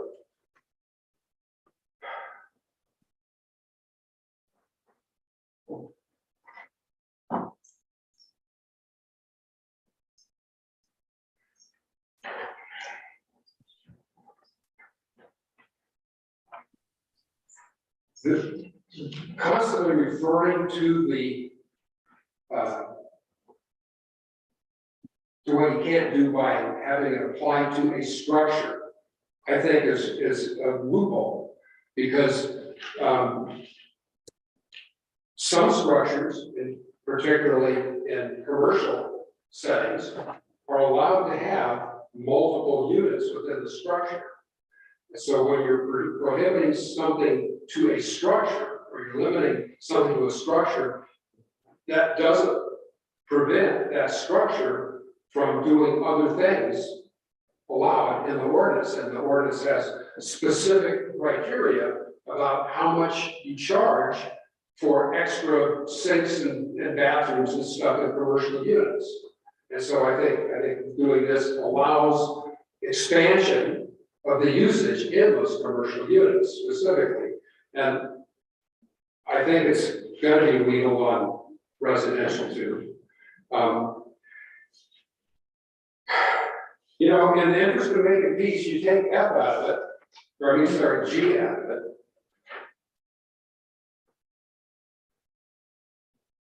And number 3, the prohibition on the town's extension of service lines from a town or water main to any private property. Okay, so, just to jump ahead a little bit, I think in the next meeting, somebody might come in here and say, let's build a prison in the old school. It's not private property, so we can supply it with the water. This is an exemption for the town and other government entities. I don't think that's right. Madam Mayor, which part is he referring to? So if you look at,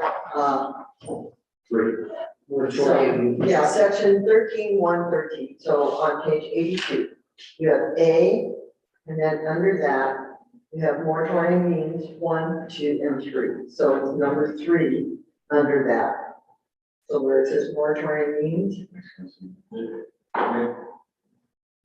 Yes. Thank you, Mayor. Yeah, so I'll just point out that the moratorium passed by the voters in 2020 stated specifically that this moratorium shall not apply to water delivered at a standpipe or public tap operated by the town of Paonia. So I think we're creating a red herring here.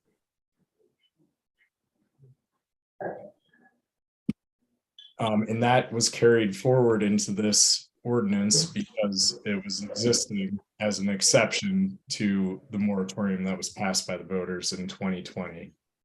It said, or and the town of Paonia, when you got, that's what it says, you got.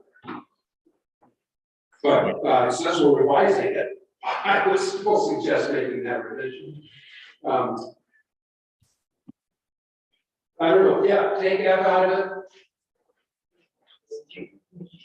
And I hope it means what it says. Yeah, This is clarification, because I think, I just have to say this.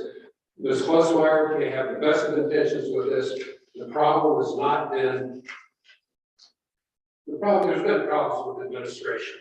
The problem has been the board has not demanded performance and accountability from the administration.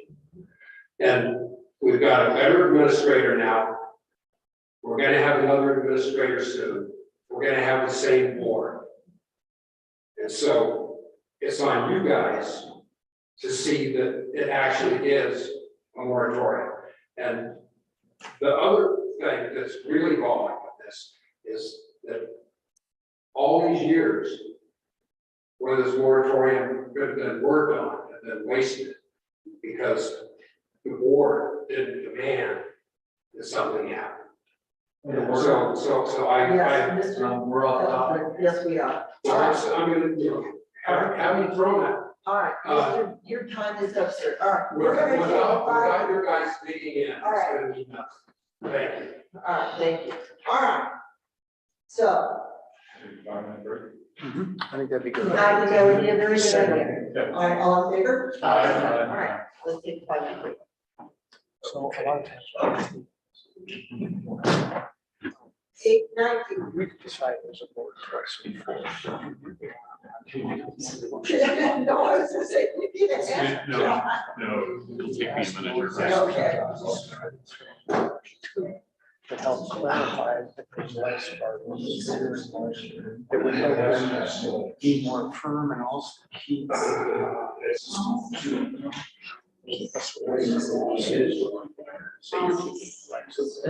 So they were able to turn that. There are still some issues, so what happens when we get the issue, there's a trust. Then we're gonna continue down that road.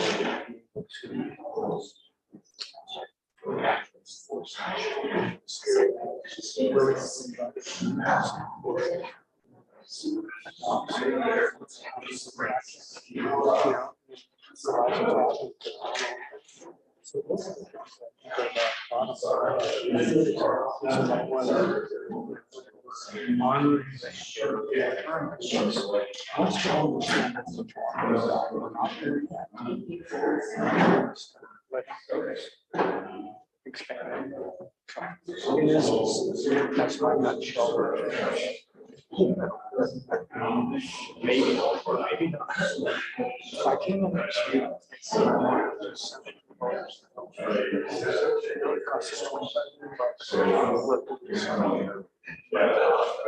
There's so many nuances to this.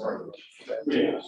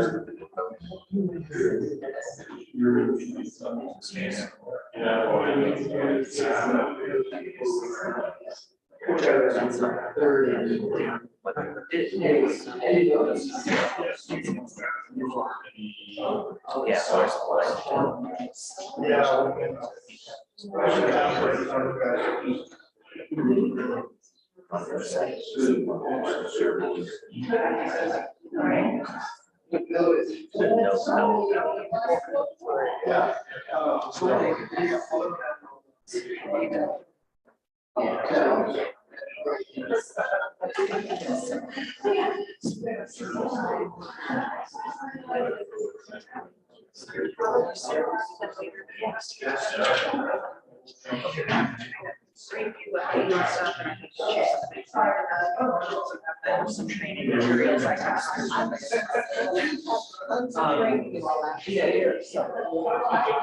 Left me a video from the other night. Yeah. Maybe do some numbering. I got it up in time. And I can.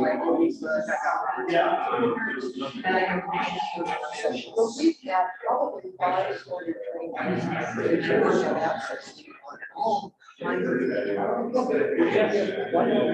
listen, like, that's what I was asking about.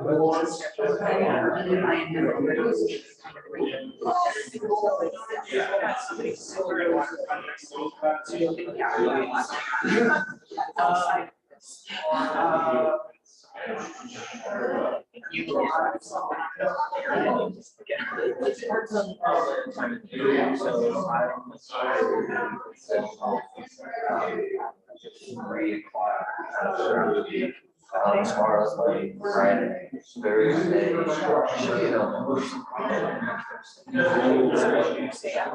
So anytime on Thursday. Okay, I can let listening know.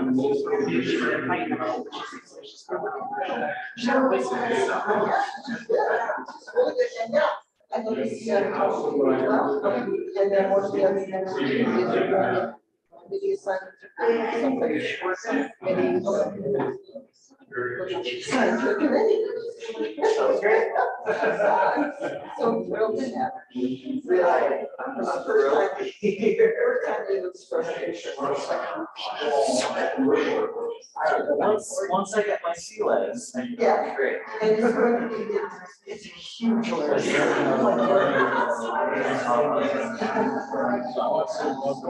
Sorry, before I just got my mom. It's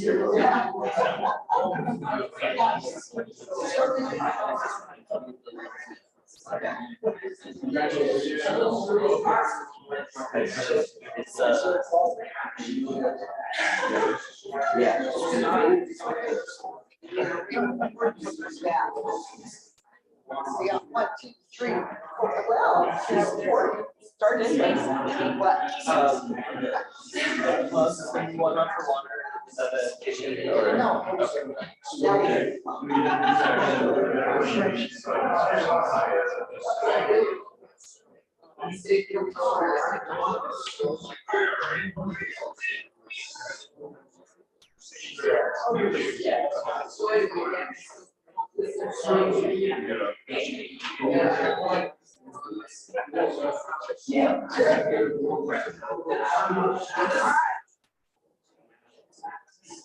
Let's re-adjourn, people.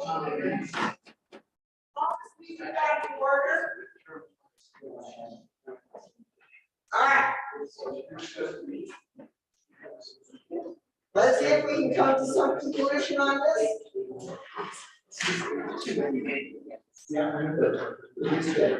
Yes.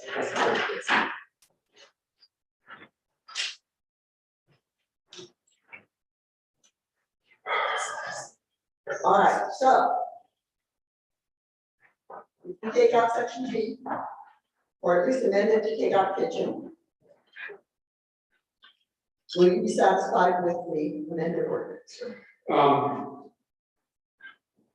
It's a nice offer, but let me point out just one word once again. I think where you have structure referred in here, it should be changed to commercial or household unit.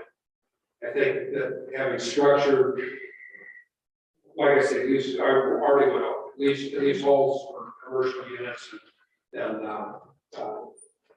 I just don't think it's that, I think it's household units that we're talking about. Yes. That's what uses water, not structures. Mr. Bruner. Thank you, Mayor. If I may, I think one way to resolve that would be to change the definition of lawfully served structure to lawfully served unit, as you had suggested in your comments. And that would be defined to mean lawfully served unit means a structure, means a household, sorry, not structure, means a household or commercial unit for which the right to connect to the town's water distribution system was purchased prior to the effective date of ordinance number 2020-01, the citizen initiated water moratorium, that is. So yeah, that helps. And then use that term throughout rather than lawfully served structures. Very good. Okay. So there's one other point that I want to discuss. Okay.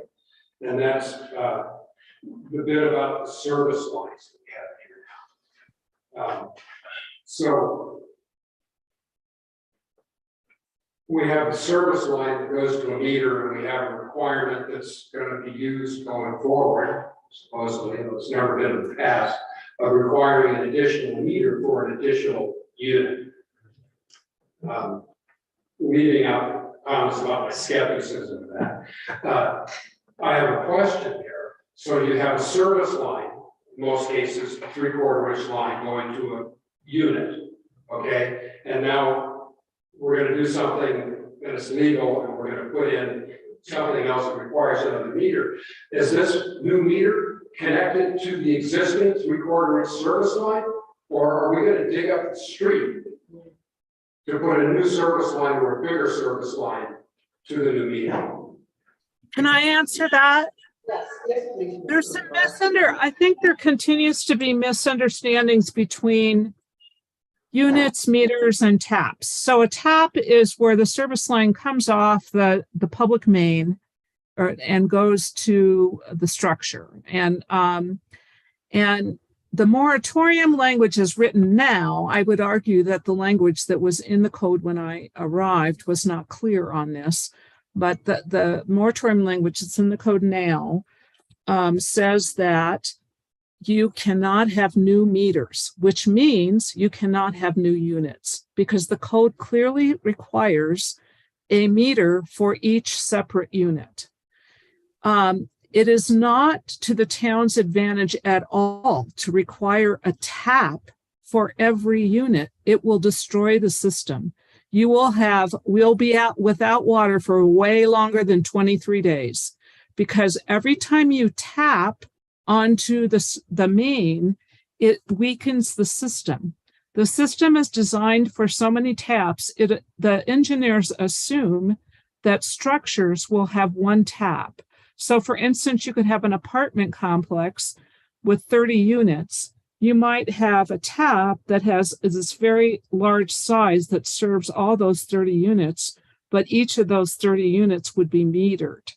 So what the way this is written now means that if you have a tap and it's appropriately sized, you can add a bathroom, say, to your unit, with the exception that if your tap is not the right size and you would need to upsize it to put in a bathroom, you would not be able to do that because we're not going to allow upsizing of taps. In my opinion, that goes against the moratorium. So you have to stick with the size of the tap you have now, and you cannot add new units to it. Okay. That's very good. So suppose someone with one of these unclaimed taps wants to add, and they're in R2. And they have valid claim to water. And they want to put in another unit on their property. And they have to have a new meter. But their service line is only 3/4 inch. So are we gonna put that meter on that 3/4 inch line? Or are they gonna dig that up and change that line? I guess, what's hard here is that we really need maybe kind of a Public Works 101 class, because we're talking about things that are physical in a conceptual way that is incorrect and makes incorrect assumptions. So for instance, a service line may go into a building and the plumbing system has a meter on each unit. The meters are not necessarily on a service line in the way that this code speaks of it. But I want to be clear, because here's the point. The point is not, can you do that? You cannot. You cannot build any new units during the moratorium, because it means that you would be using more water. And that's what the original ordinance said. And the way it was written is it only addressed taps. It did not address additional units. And further in the code, it said that you could have additional units on a tap as long as they were metered. This revision further clarifies that there will be no new units, no new water service while the moratorium is in effect. And I know that people have a disagreement with the way I'm interpreting this code, but I will tell you that I have almost 45 years experience in code interpretation, and I feel pretty strongly about this. And I always rely on whatever attorney I'm working with if I get stuck and there's an unusual situation. So would you please address the 400 valid unclaimed taps? How they fit with this? Well, that's a whole different legal question that we can't get into here. We can't get into that here. That's a whole different legal question. If somebody, we do have, I think Jeremiah told me 99 purchase taps in town that we will honor if people want to build one unit on that tap because they own a tap. But we're not going to get into our code. That's a whole separate legal issue.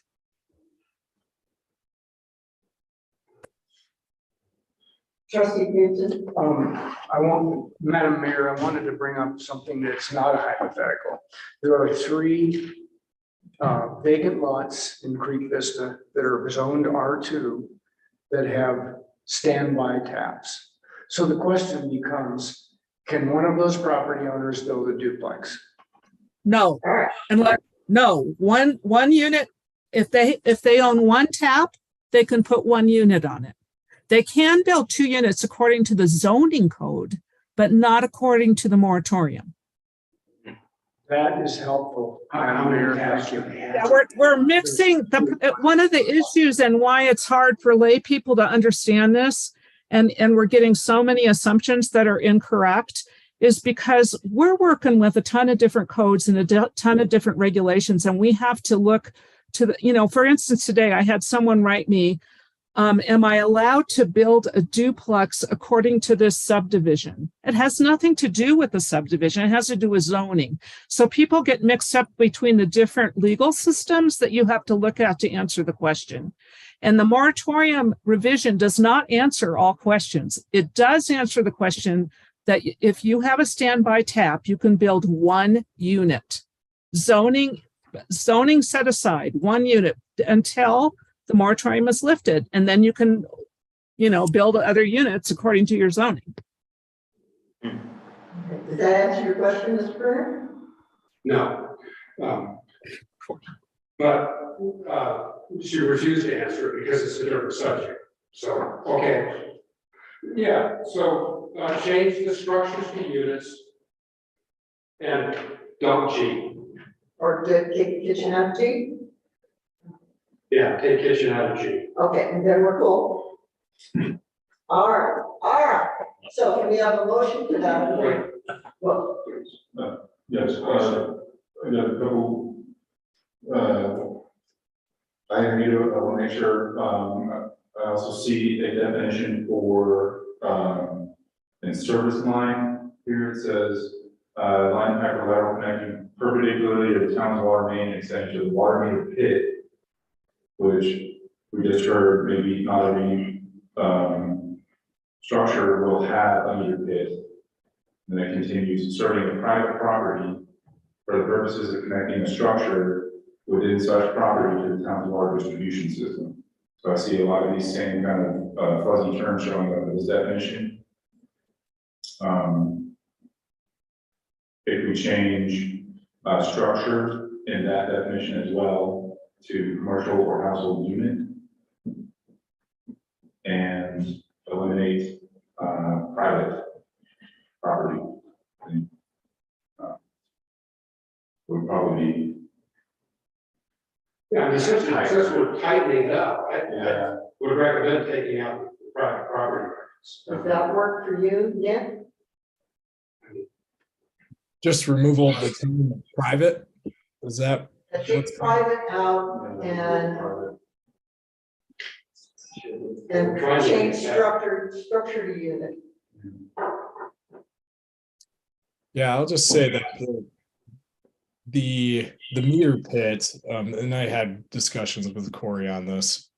The service line does extend to the meter pit, and that's the point at which the private line can connect from the structure on the property to the town's water infrastructure, which is what we've deemed the service line in this definition. So I do think it's accurate to say structure, even though we're not talking, we're using the term structure here to mean the structure that's on the property, regardless of how many units are in the structure. It doesn't serve the same purpose as the definitions of household and commercial units, which are used to distinguish that there can be multiple units in a structure. But I think that it's fine to say, my preference would be to leave that as structure, just because if we say connecting a commercial unit or or commercial units or a commercial unit or a household unit, there could be situations, remember, we're trying to set up a presumption here that only one commercial or one household unit could be connected to the town's water system via that service line. But that's a rebuttable presumption. So it could be the case that the structure gets connected that contains multiple units. So that's why I use the term structure. It's not intended to create a loophole. It won't. It's just, in this case, we are really talking about structure. I'm ready to make a motion. All right. Is there public comment? I'm a petitioner. I was on the petition. And I have a comment or two I'd like to make. But on that period has passed. No, it hasn't. You just let Bill who's a petitioner. But I'm sorry, you may have signed it, but you are not one of the people who actually created it. So why is it We're not going to go on there. Please make your motion. Excuse me, she is a sponsor of the board of the referendum. She has as much right to stand here as I do. Give me 2 minutes, Mary. Point of order. Yes, Mr. Trustee Stelter. Audience member is referring to you as Mary, you're Mayor Bachman or Mayor Mary. Yes. A little respect is definitely required. And your anger, I will not address. The anger of the speaker is inappropriate and out of order. Thank you, Trustee Stelter. Sure. I would like to make the point that I don't believe the audience has been given an opportunity to speak on this agenda item prior to the motion. Well, no, we opened it up to public comment at the very beginning. No. Actually, I don't believe you did. Bill immediately got up there and no one else has been asked. Bill's been the only one up there. All right. So just as a point of reference, no. 3 minutes, Ms. White. Okay. Thank you. I'd like to thank Leslie for her work on this. I actually feel very confident when I hear her talking about enforcing the moratorium. I wanna know, does this address out of town situations? We aren't, this is really to do with in-town situations, but are we concerned with the water companies? We're not selling taps, but what about expansions outside of town? I also wanna say, there's this definition in the water ordinance 313.110 that says the water acquired from the town of Peonia for residential uses both inside and outside of town. Wait a minute, residential use is related to its occupancy for a single family residence. And then it further says that a residential use requires a 3/4 inch line. So what I infer here, and I don't know if I'm right, I wish we had a ordinance for dummies that is easy to understand. But what I see inferred here is if you have a 3/4 line for residential use, it's not to be used for a duplex or any kind of multiple houses. That I assume would be a commercial use, but in the future, hopefully we can address that a little bit more because it's a little, I think the commercial use is a little blurry. So I see it as kind of being protected. I do see that there's definite wording here about what residential use is, as long as people refer back to that water ordinance. And then also meters, there are situations where meters are not in accessible locations and they're not in pits, as long as you have a remote read. So, I don't know if it matters to be, if it matters, if pit is enough of a word that we all understand, it means wherever meter is located, but I want to bring that up as a possible, question mark. So I guess that's it. Thank you. Thank you, Ms. Watson. All right, So that was, yeah, Mr. Kuzma, do you have something to say? No, I think, what I'm recommending is that you adopt this latest revision. I think it clarified some things that maybe the public was confused about so that we can move forward and continue to administer the ordinance as we have been. And trust me, I think at this point, I'm up to an email a day. Right now, I'm getting barraged by emails from an attorney on a certain arrangement they want to make with a tap. And my answer is no, no, and no. Mr. Martin? Mr. Marco? I want to thank Ms. Watson for pointing out that by talking about this, limiting this to town-owned lines, she's correct. It does not address water companies that, and I can't give you a lecture on that particular subject right now, but I think it bears consideration that this is not very far thinking and that it does not address water companies when we talk about town-owned lines, but whatever. Mr. Marco? Thank you. Okay, Mayor, I move that we approve ordinance 2023-04 following amendments. Section 1, Part G, stricken entirely. Section 1, subsection A, Part 3, remove private. And in definitions, let's see, it's section 1, Part A, change lawfully served structure means a structure to lawfully served structure means a commercial or household unit.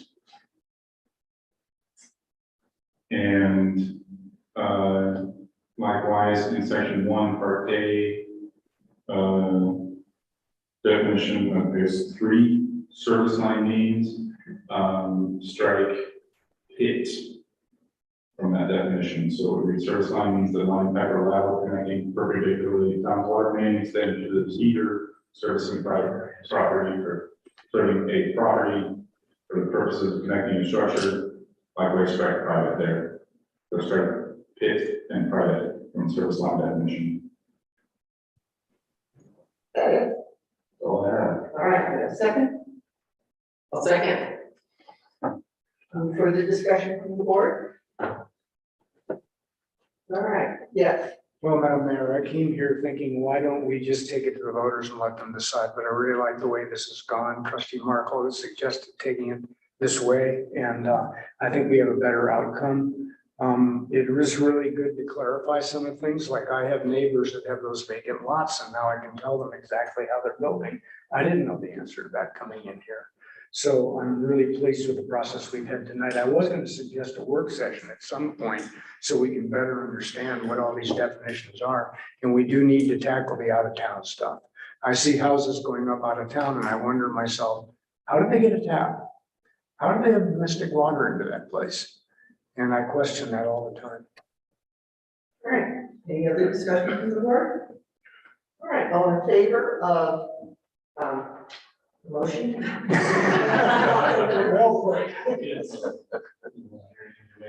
Do you have anything to add, Mr. Buckwise, before we vote? I am totally okay with that motion. Okay, all right, all in favor? Aye. Opposed? All right, that motion passes. All right, thank you everyone for your hard work on this. Been a slog. All right, let's move on to board direction regarding signatures. Signatory on town bank accounts and credit cards. All right, Ms. Bluesmeyer, little clarification here. Okay, so we became aware that the finance director was a sole signer on a credit card. Of course, we have two signers, I think, to open accounts, but I think we need a policy that says that to open accounts or to open credit cards or any other kind of monetary obligation, we need two signers. In the past, for other towns, I've recommended one staff person and one elected official. You can set it up any way you want to do that, but I think we need to have two signers because I think that's a big problem, having one signer. And I think some of the bank accounts were opened by one signer, not the finance director. So that's what I'm asking for. If you could give us direction on how you'd like to handle that, and we'll come up with a resolution. Okay. Suggestion from the board? Yeah. When I served on the, Madam Mayor, when I served on the finance committee, basically we changed every time there was a board member, we changed signature cards. It's not a big deal at a bank. It's a very common type of practice. So it seems like we should have a minimum of two signatures, one of which is a trustee. Trustee Smith? As part of the finance committee, I think that makes sense. I just have a question about credit cards. How hard it is to change. It's easy for us to go down the street to the bank. I don't know how difficult it is to change signatures on a credit card.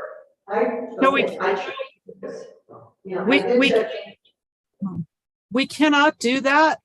We have to close that credit card and start a new one, which is what we want to do.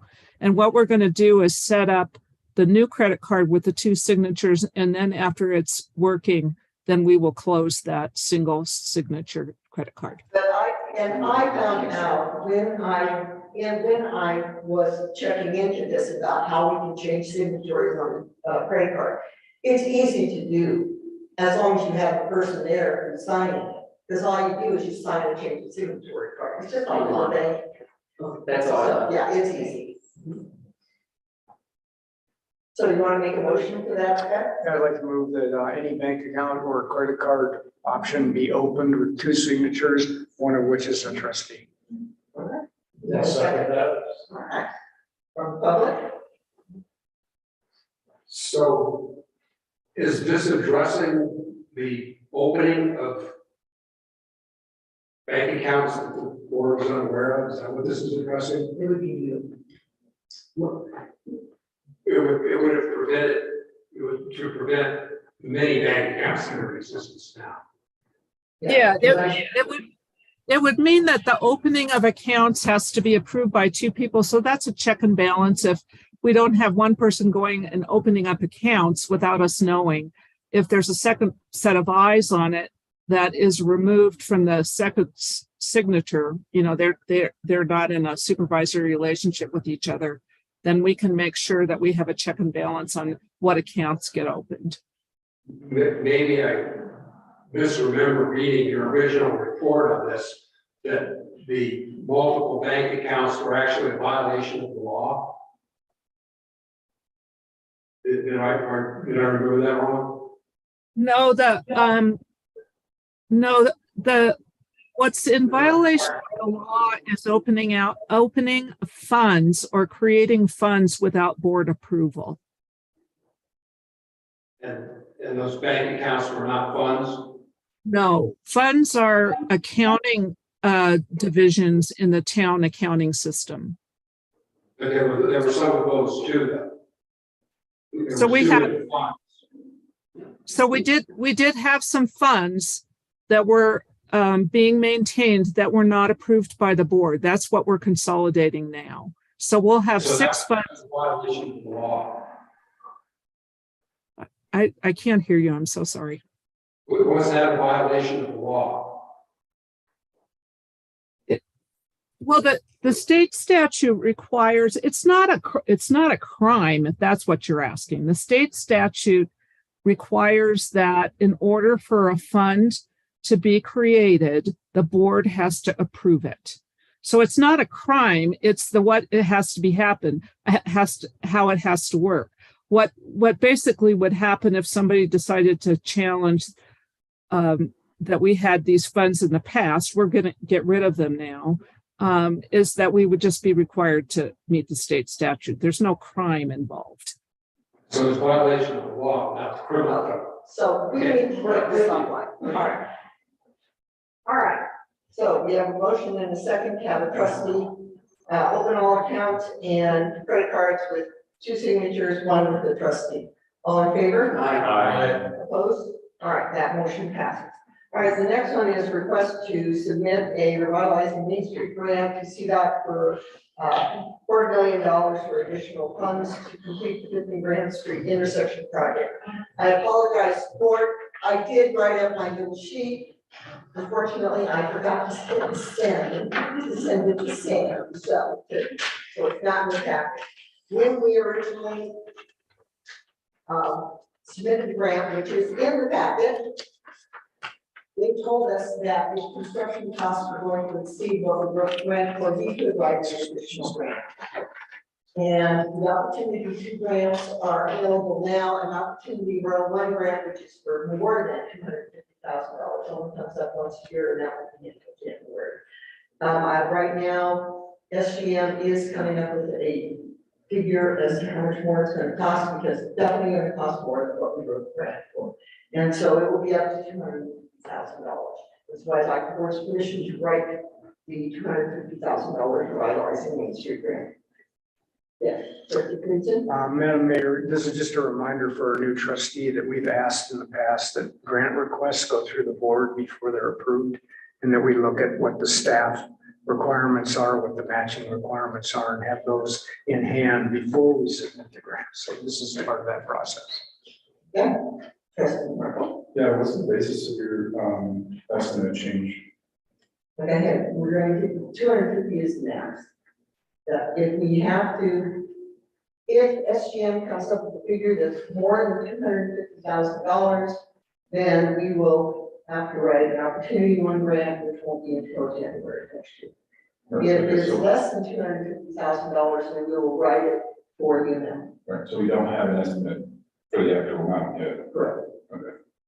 So it'll be up to $250,000.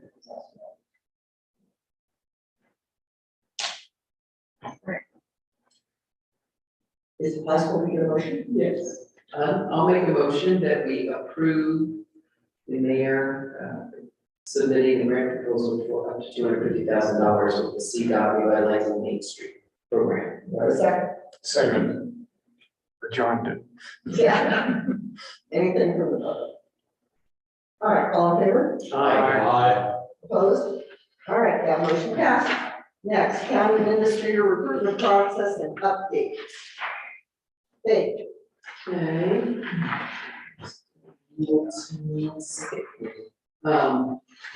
So to date, we have 9 applications.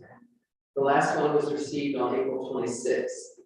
So I would like to suggest that John, Leslie, and myself go through the applications and choose candidates for preliminary interviews, poll the trustees regarding availability, and set up preliminary interviews in the next 2 weeks if possible.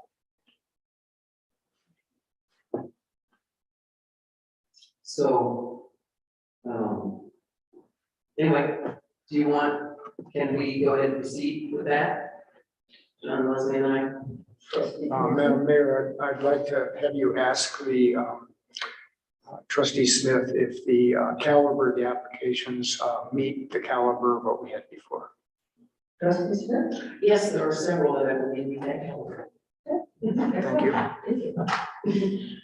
We're good. Oh, I like that, we're better. All right, anything from the public? All right. Can we motion to continue? And I have another thing to bring up too, but it would probably be a separate motion. Okay. We can do that, so. Move to direct the personnel committee to continue with the administrative process. Okay, very good. No second? I'll second that. All in favor? Aye. Opposed? All right, that motion passes. Madam Mayor, I want to remind the board that from May 31st until June 12th, I will be unavailable. I don't want that to slow down the process. So if preliminary interviews happen during that time, I will trust the judgment of the board to get us finalists, but I definitely want to be present for finalists.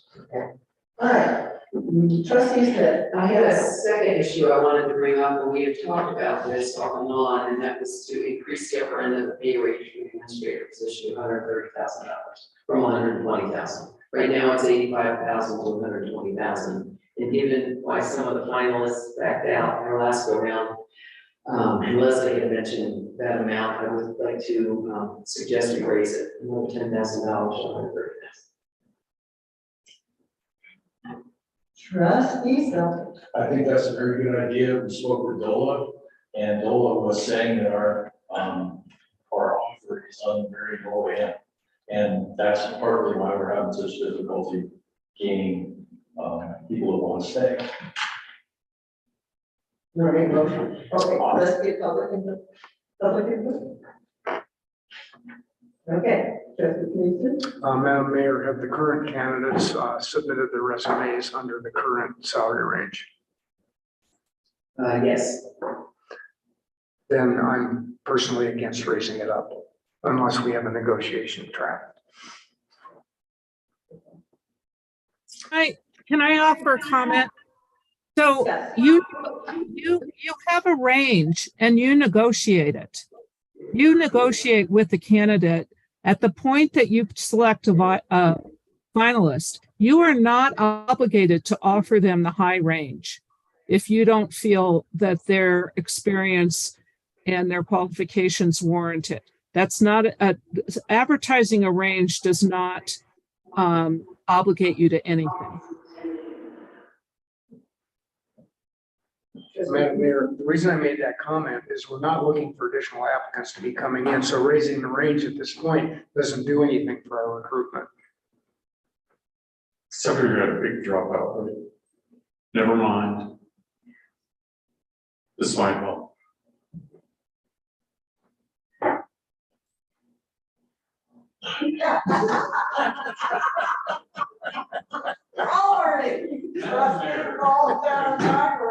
Clarify the issue to say that, it's not simply a matter of drawing in applicants, it's a matter of keeping them interested and keeping them around, and this could conceivably help. So my question, thank you. Trustee Valentine. My question is, the ads are still running, correct? Yes. And they are going to, if we change the ads, do we have to pay more? I don't know. Can tell you that it's me again. The advertisements say open until filled. There is a first, so You can interview this group. You can also, if somebody else applies during the time that you are doing the interviews that you're interested in, you can interview them. So there's no deadline, which is the most common way that managers are sought after now, because deadlines, everybody's having a hard time getting a good manager. And so open until filled is pretty standard. Yeah, I think since we already had a piece in this round, and there's not gonna be another round, because we're gonna get a good person this time. We'll go to the next agenda. That was a motion. Yeah, Well, we had a motion, but there was a lack of a second now. yes, so that motion would have died for lack of second. No. Yes, no. Nobody made a motion. I thought there was a motion to raise it to 130. I don't think I made the motion, I just discussed it, no motions made.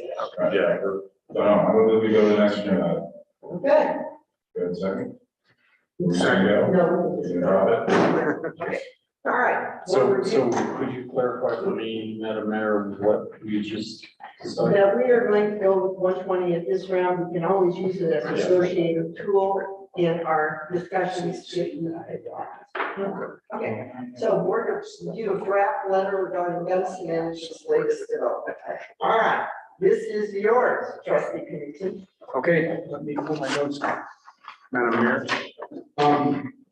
The letter you have before you is a draft for trustee adoption regarding Gunnison Energy Oil Gas Application Form 2A comments. It comes before the Colorado Oil and Gas Commission in a couple of days, so the comment is still timely, that we can submit comments about their docket number. I had a draft from Citizens for Health and Community and Natasha Legere that I adopted some of the language and changed some of the language. In addition, I talked to the vice president in charge of the Gunnison drilling operation and spoke with him today about it. So if I could go paragraph by paragraph, I want to talk about the paragraph and then also what his comments were. Okay. So, and actually I'd like to pull up his name too. Tyson Johnson was his name. And so I let him know that we were going to possibly adopt this letter. I didn't want to have it come out of the blue to Gunnison Energy. So on the geologic hazard plan, I think we all know that there's some trouble with Highway 133, and there seems to be some issues with McClure Pass. There's a lot of problems with the geological stability of the area they're drilling in. He claims that the geological and hydrological surveys are included in the docket and that they're well described.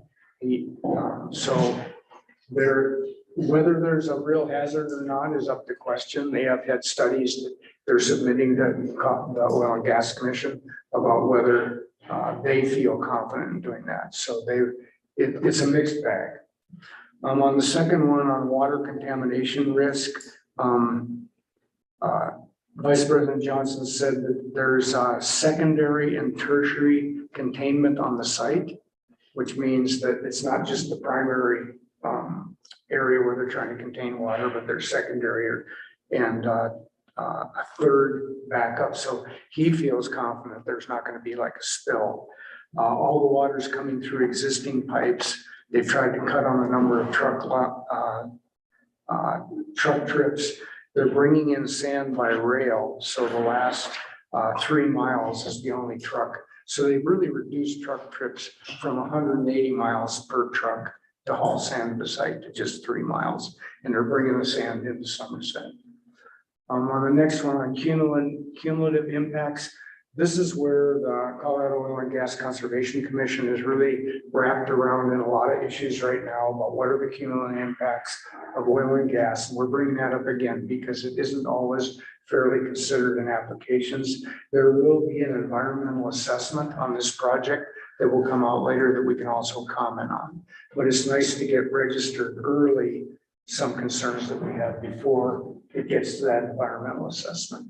So I submit this letter with no suggestions for any changes in it. I just wanted to give the perspective of Gunnison Energy. And let me add two other things that I didn't.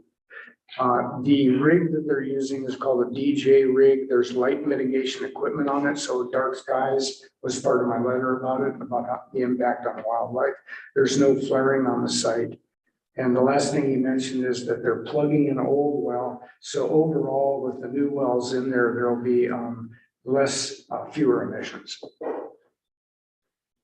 So I'm just asking whether the board wants to adopt that letter for the mayor's signature and for mine. Questions or comments from the public? All right, discussion from the board. Sure. Trustee Valentine. Okay. Raise your hand. Thank you, trustee Valentine. I'm still intrigued. Oh, big topic.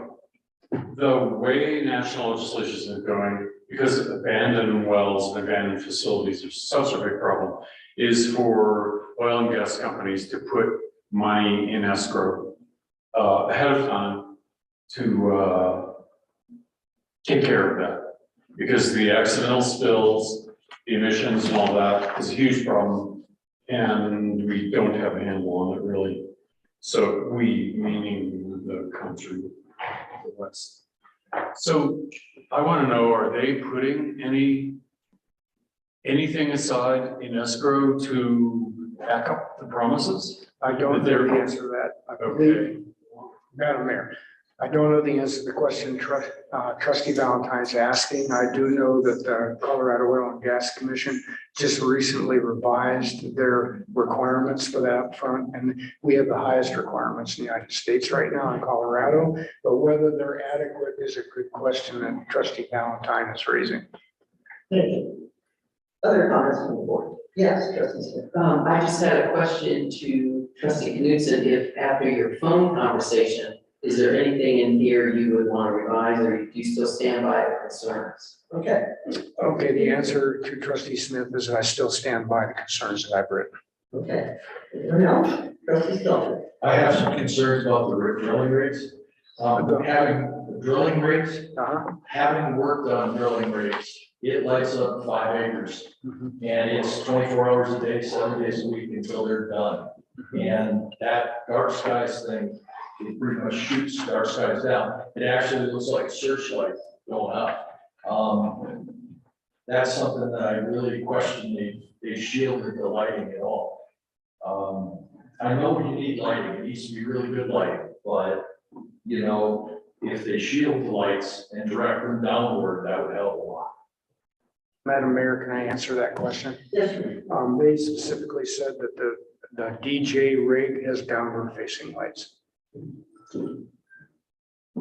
Anything else from the board?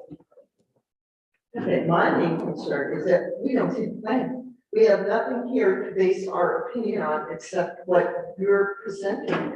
So I'm flummoxed to say that this is based on what? I mean, and yeah, you trust Natasha Lishier and her analysis of things. She did on a lot of the time.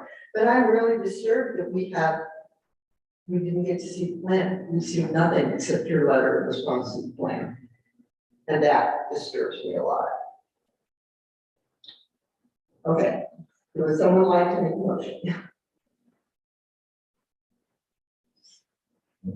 Trustees, But I'd like to ask one more question. Yeah. So how often has the town actually weighed in on a single development being proposed, in this case, the 6 wells? I didn't know if is this precedent setting, or is the town weighed in on a well pad specific? I don't think we weighed in on a specific well pad. We have weighed in on development by Ensign Energy several times. And yeah, see, again, if we knew that we have weighed in on the Iron Point plans a number of times, I don't know specifically if we had weighed in on this particular location, but we have weighed in on Iron Point previously.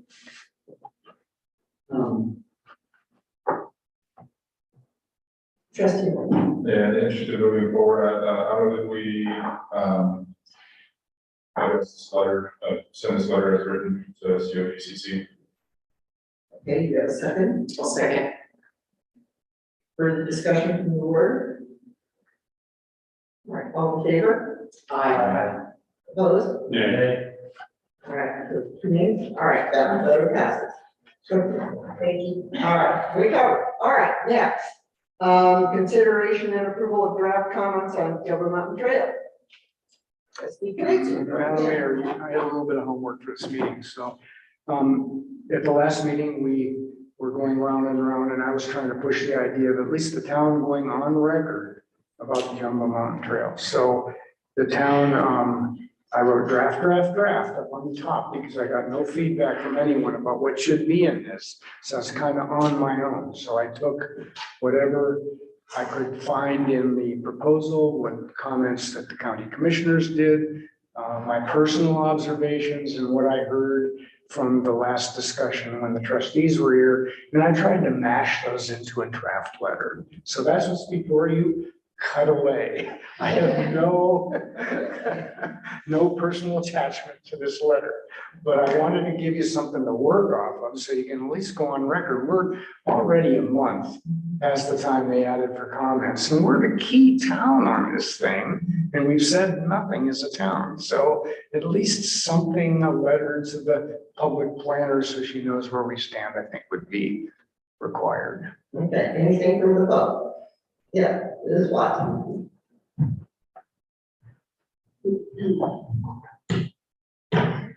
So I kind of took issue with the paragraph here that says the equestrian use of jumbo trails presents a number of management challenges, especially user conflicts. I would argue that dogs off leash are a bigger challenge.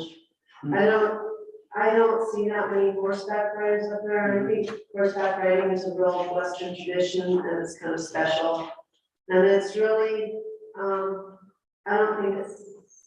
don't see it as something that we need to bring up. Also, mountain bikers out of control are kind of more of a challenge too. And you know, how they can really cause erosion, on the trails. So just as comparison, I don't see why equestrian use should be singled out like this. Thank you. Thank you.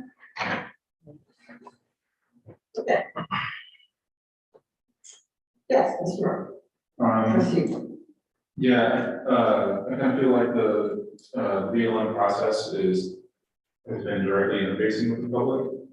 So, I think that they probably have a better idea than we do about how the people in town feel about the project.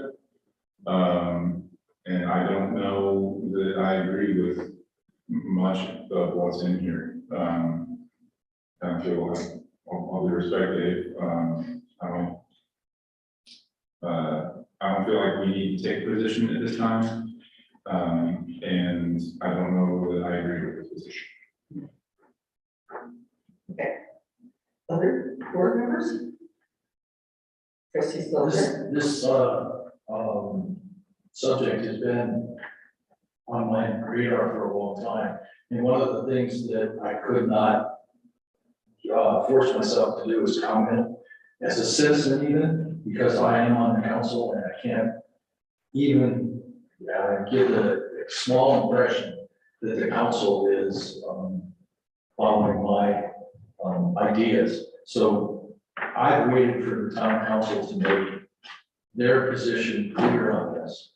And that's the way I think it should be. I don't think that any of us can give an opinion, send a letter or anything else for this. It has to be as a common council person. And it's unfortunate because I have some strong opinions about this. It's a great thing for the local area. I think that I really wish it would be more used than it is. But I can't give that, as long as I'm on the council, it restricts me. So that's my position on this, and I see this letter as a start. I think we ought to at least send a letter that we support their efforts on this. We have some problems with the Apple Valley Park. The Homeowners Association doesn't like it, but you know, the park's there and there's parking there. We're gonna have to deal with it. So the easement issue is gonna be a problem, and it's gonna be a problem, we just have to have signage. No riding bikes up through the HOA. Then they have to go up. Up America, yeah. Yeah, trustees. So my thoughts on this are, we have not, as a town, dealt with the parking issue at the top of Pan American, nor have we thought about extra load on Apple Valley Park. And I'm not comfortable saying we offer Apple Valley Park, just a blanket statement to that effect, and I don't feel like we've done enough to deal with the people that live up at the top of the hill, and I don't think they really want horse trailers and those people parking any more than people already do. So I feel like we have not addressed that, as a town. And I'm not comfortable with giving them green light to that park's place for people to park, even the HOA. And Apple Valley Park, the bathrooms aren't even working properly. So I'm not comfortable offering those things up until we look at it more in depth and talk to the neighbors. Sure. Trustee McKinney. I want to say, I mean, that's putting you on the spot with no preparation whatsoever. I mean, I think that the comment, I believe it was made by trustee Markle, that the representatives from DLM perhaps know the mind of the town more than the council on this particular issue is pertinent. I think before sending a letter like this, we should reach out to the citizens that are going to be directly affected by Jumbo Mountain, and make sure that whatever stance that we take is reflective of the people who are actually directly affected by this decision. On the other hand, my experience with BLM is they are notorious for just ignoring the public.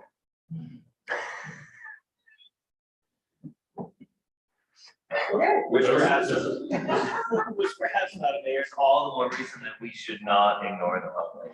Because I think as a town, perhaps our words have more weight than public comment.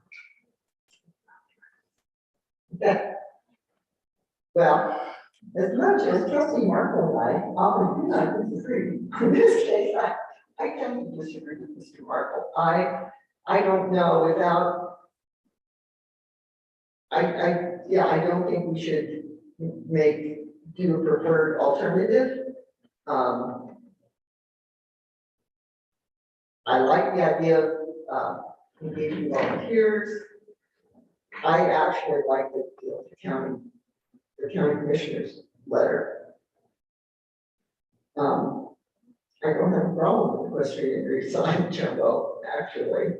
But I agree with trustee McGinnis. I think if we're gonna write a letter to the BLM about this, I think we need to engage with the people who live at the top of Pan American and people of the HOAs and talk to them about the usage and then write to the BLM about it. But then it's our issue. It's not really BLM's issue because BLM has no jurisdiction in the town. And it's going to be our issue and how we're going to deal with those. The parking up on Pan American, whether we're going to allow trails to go through the HOAs. I mean, that's our issue. It's not the BLM's issue. I think if we write a letter to BLM, it should say, you know, we appreciate taking public input. We really like the fact that you are taking it. Please listen to the citizens and the input that you have gotten from the citizens of Paonia. And we strongly support what the citizens of Paonia have said about this.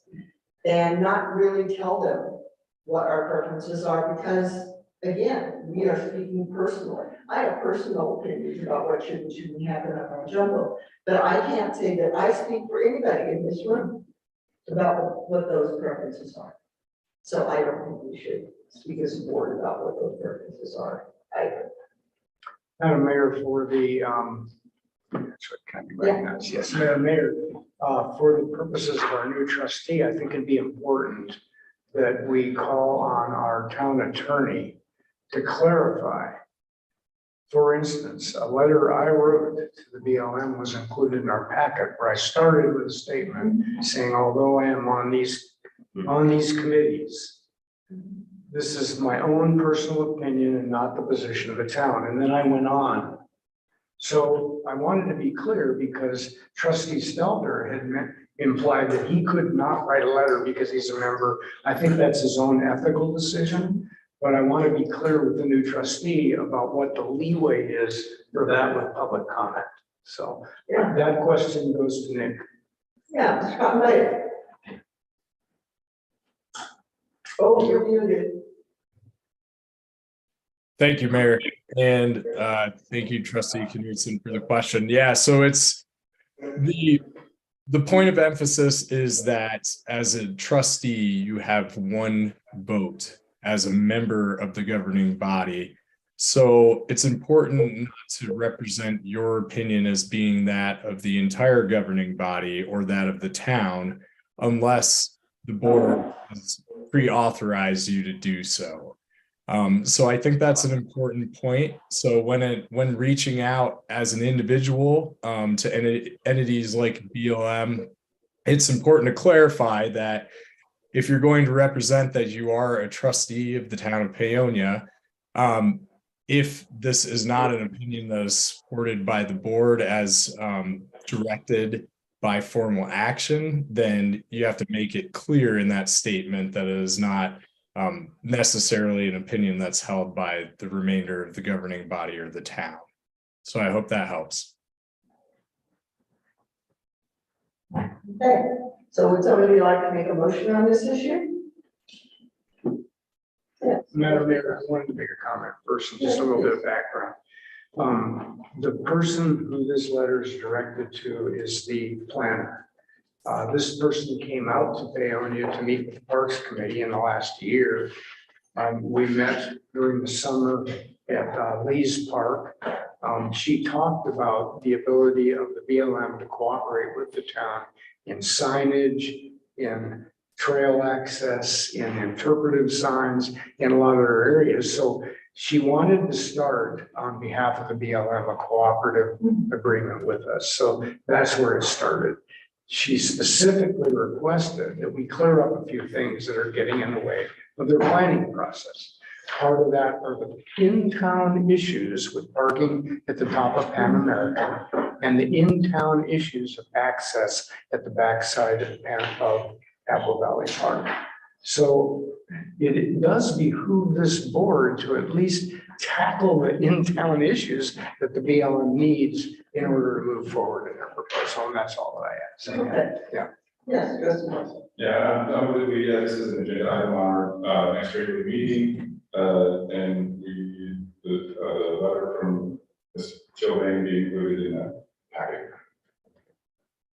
Is there a letter from Ms. Gilbert? Is that not what you just said? She didn't have a letter to us. That was her verbal. You can look at the Parks report that I wrote last summer, but basically this was our understanding of what she was telling us. Yeah. Trustee Smith?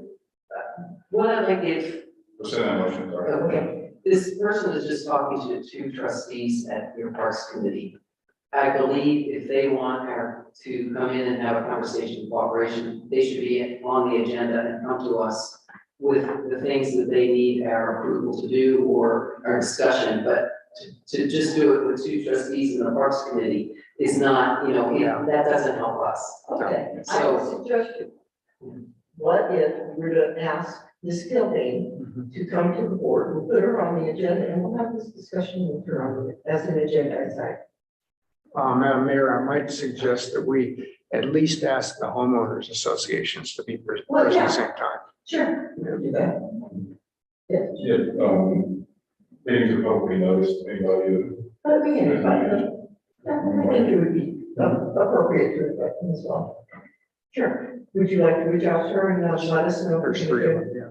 No, we didn't get guys. Okay. Yeah, but let us know in time so we can get it right. All right, thank you. We need, Yeah. do you want to need a motion or no? Do we need a motion regarding the I letter? would like a motion about what you just wanted, you know, so that I'm working under the authority of the board.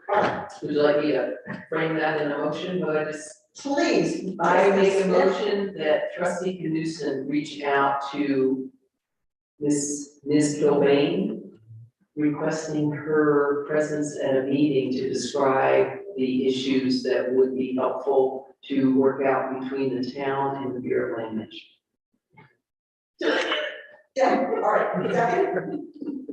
second. All right, all in favor? All right, opposed?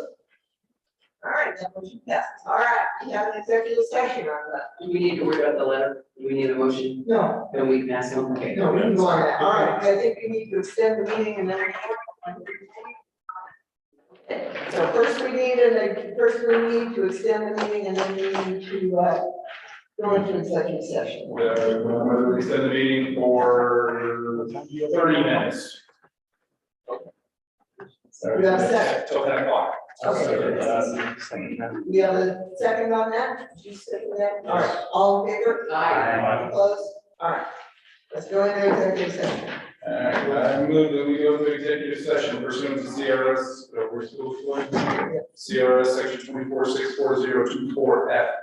I, for purposes of discussing an personnel matter concerning employees who have not requested that the matter be discussed in an open meeting, specifically pertaining to compensation and potential promotions. Do I get a second?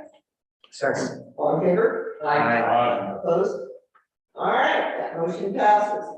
Could, Madam Mayor, because we have a new trustee, maybe the framework, Nick could give him the framework for an executive session, note taking, recording, all this kind of stuff, because he needs to know that. All right, can you do that thing yet?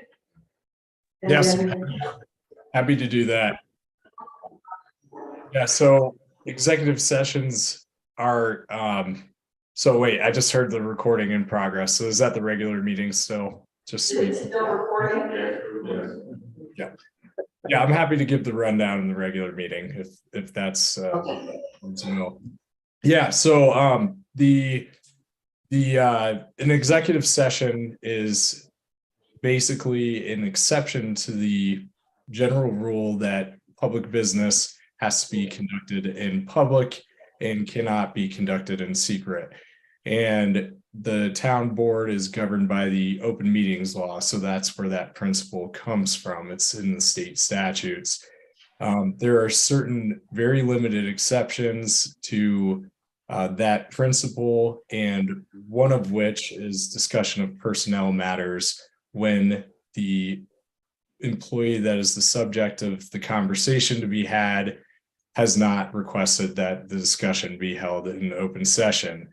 There are other limited exceptions, the two most common being when you're negotiating with a third party and the board wants to keep those negotiations private for reasons should be somewhat obvious when it comes to negotiating a contract. You don't want to expose your position necessarily when it comes to that. So the law allows you to meet in private for those purposes as well. And then the last most common one being an executive session convened for purposes of receiving legal advice. That attorney advice is privileged and only the board has the ability to lift that privilege. So the board is able to meet with the town attorney or any board appointed attorney for that matter in an executive session for that purpose of receiving legal advice. The nuance is that just because I or another attorney is present in the executive session doesn't necessarily mean it's an attorney-client privileged communication. It has to be truly that you're actually seeking legal advice. So, and unless there's anything else that you'd like me to clarify more for the new board member, I think we're good. Yeah, you can take the okay. Then let's, we generally adjourn into the conference room. Yeah, let's stay here. Okay, and then you guys can just. It was just. Yeah. And we don't have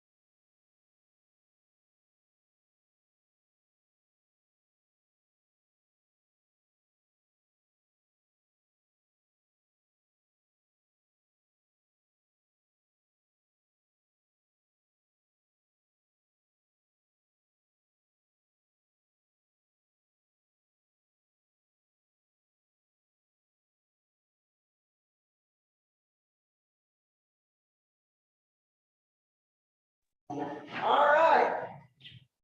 Oh, where's my phone? All right, the time is now 9:54 p.m. and the executive session has been concluded. The participants in the executive session were trustee McGinnis, trustee Knudsen, trustee Martin, trustee Smith, trustee Stelter, trustee Valentine, Ms. Klusmeyer, Mr. Cotton Bias, and Mayor Backer. For the record, any person who participated in the executive session believes that any substantial discussion of any matters not included in the motion to go into executive session occurred during the executive session, or that improper action occurred during the executive session in violation of the open meetings law. I would ask that you state your concerns for the record. Hearing none, is there a motion? Yes, I'd like to make a, oh, I'm sorry. All right, you do. Okay. I'd like to make a motion that the board authorize the interim administrator to implement a organizational chart and implement new job descriptions and duties and salary ranges for employees that she supervises. Okay, a second. I'll second that. All in favor? Aye. Opposed? All right, that motion passes. All right, Thomas, you want to listen pieces of what happened with the water meeting the other day? Sure. So now there was actually another, water user meeting, I think the library and the county commissioner meeting at the same time. So, planning commission, so there was not well attended, but we had a good discussion about.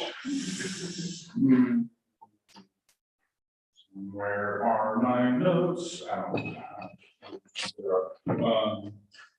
But basically the increased water flows, of course, the ditch users and the interface of them with our what are we calling them?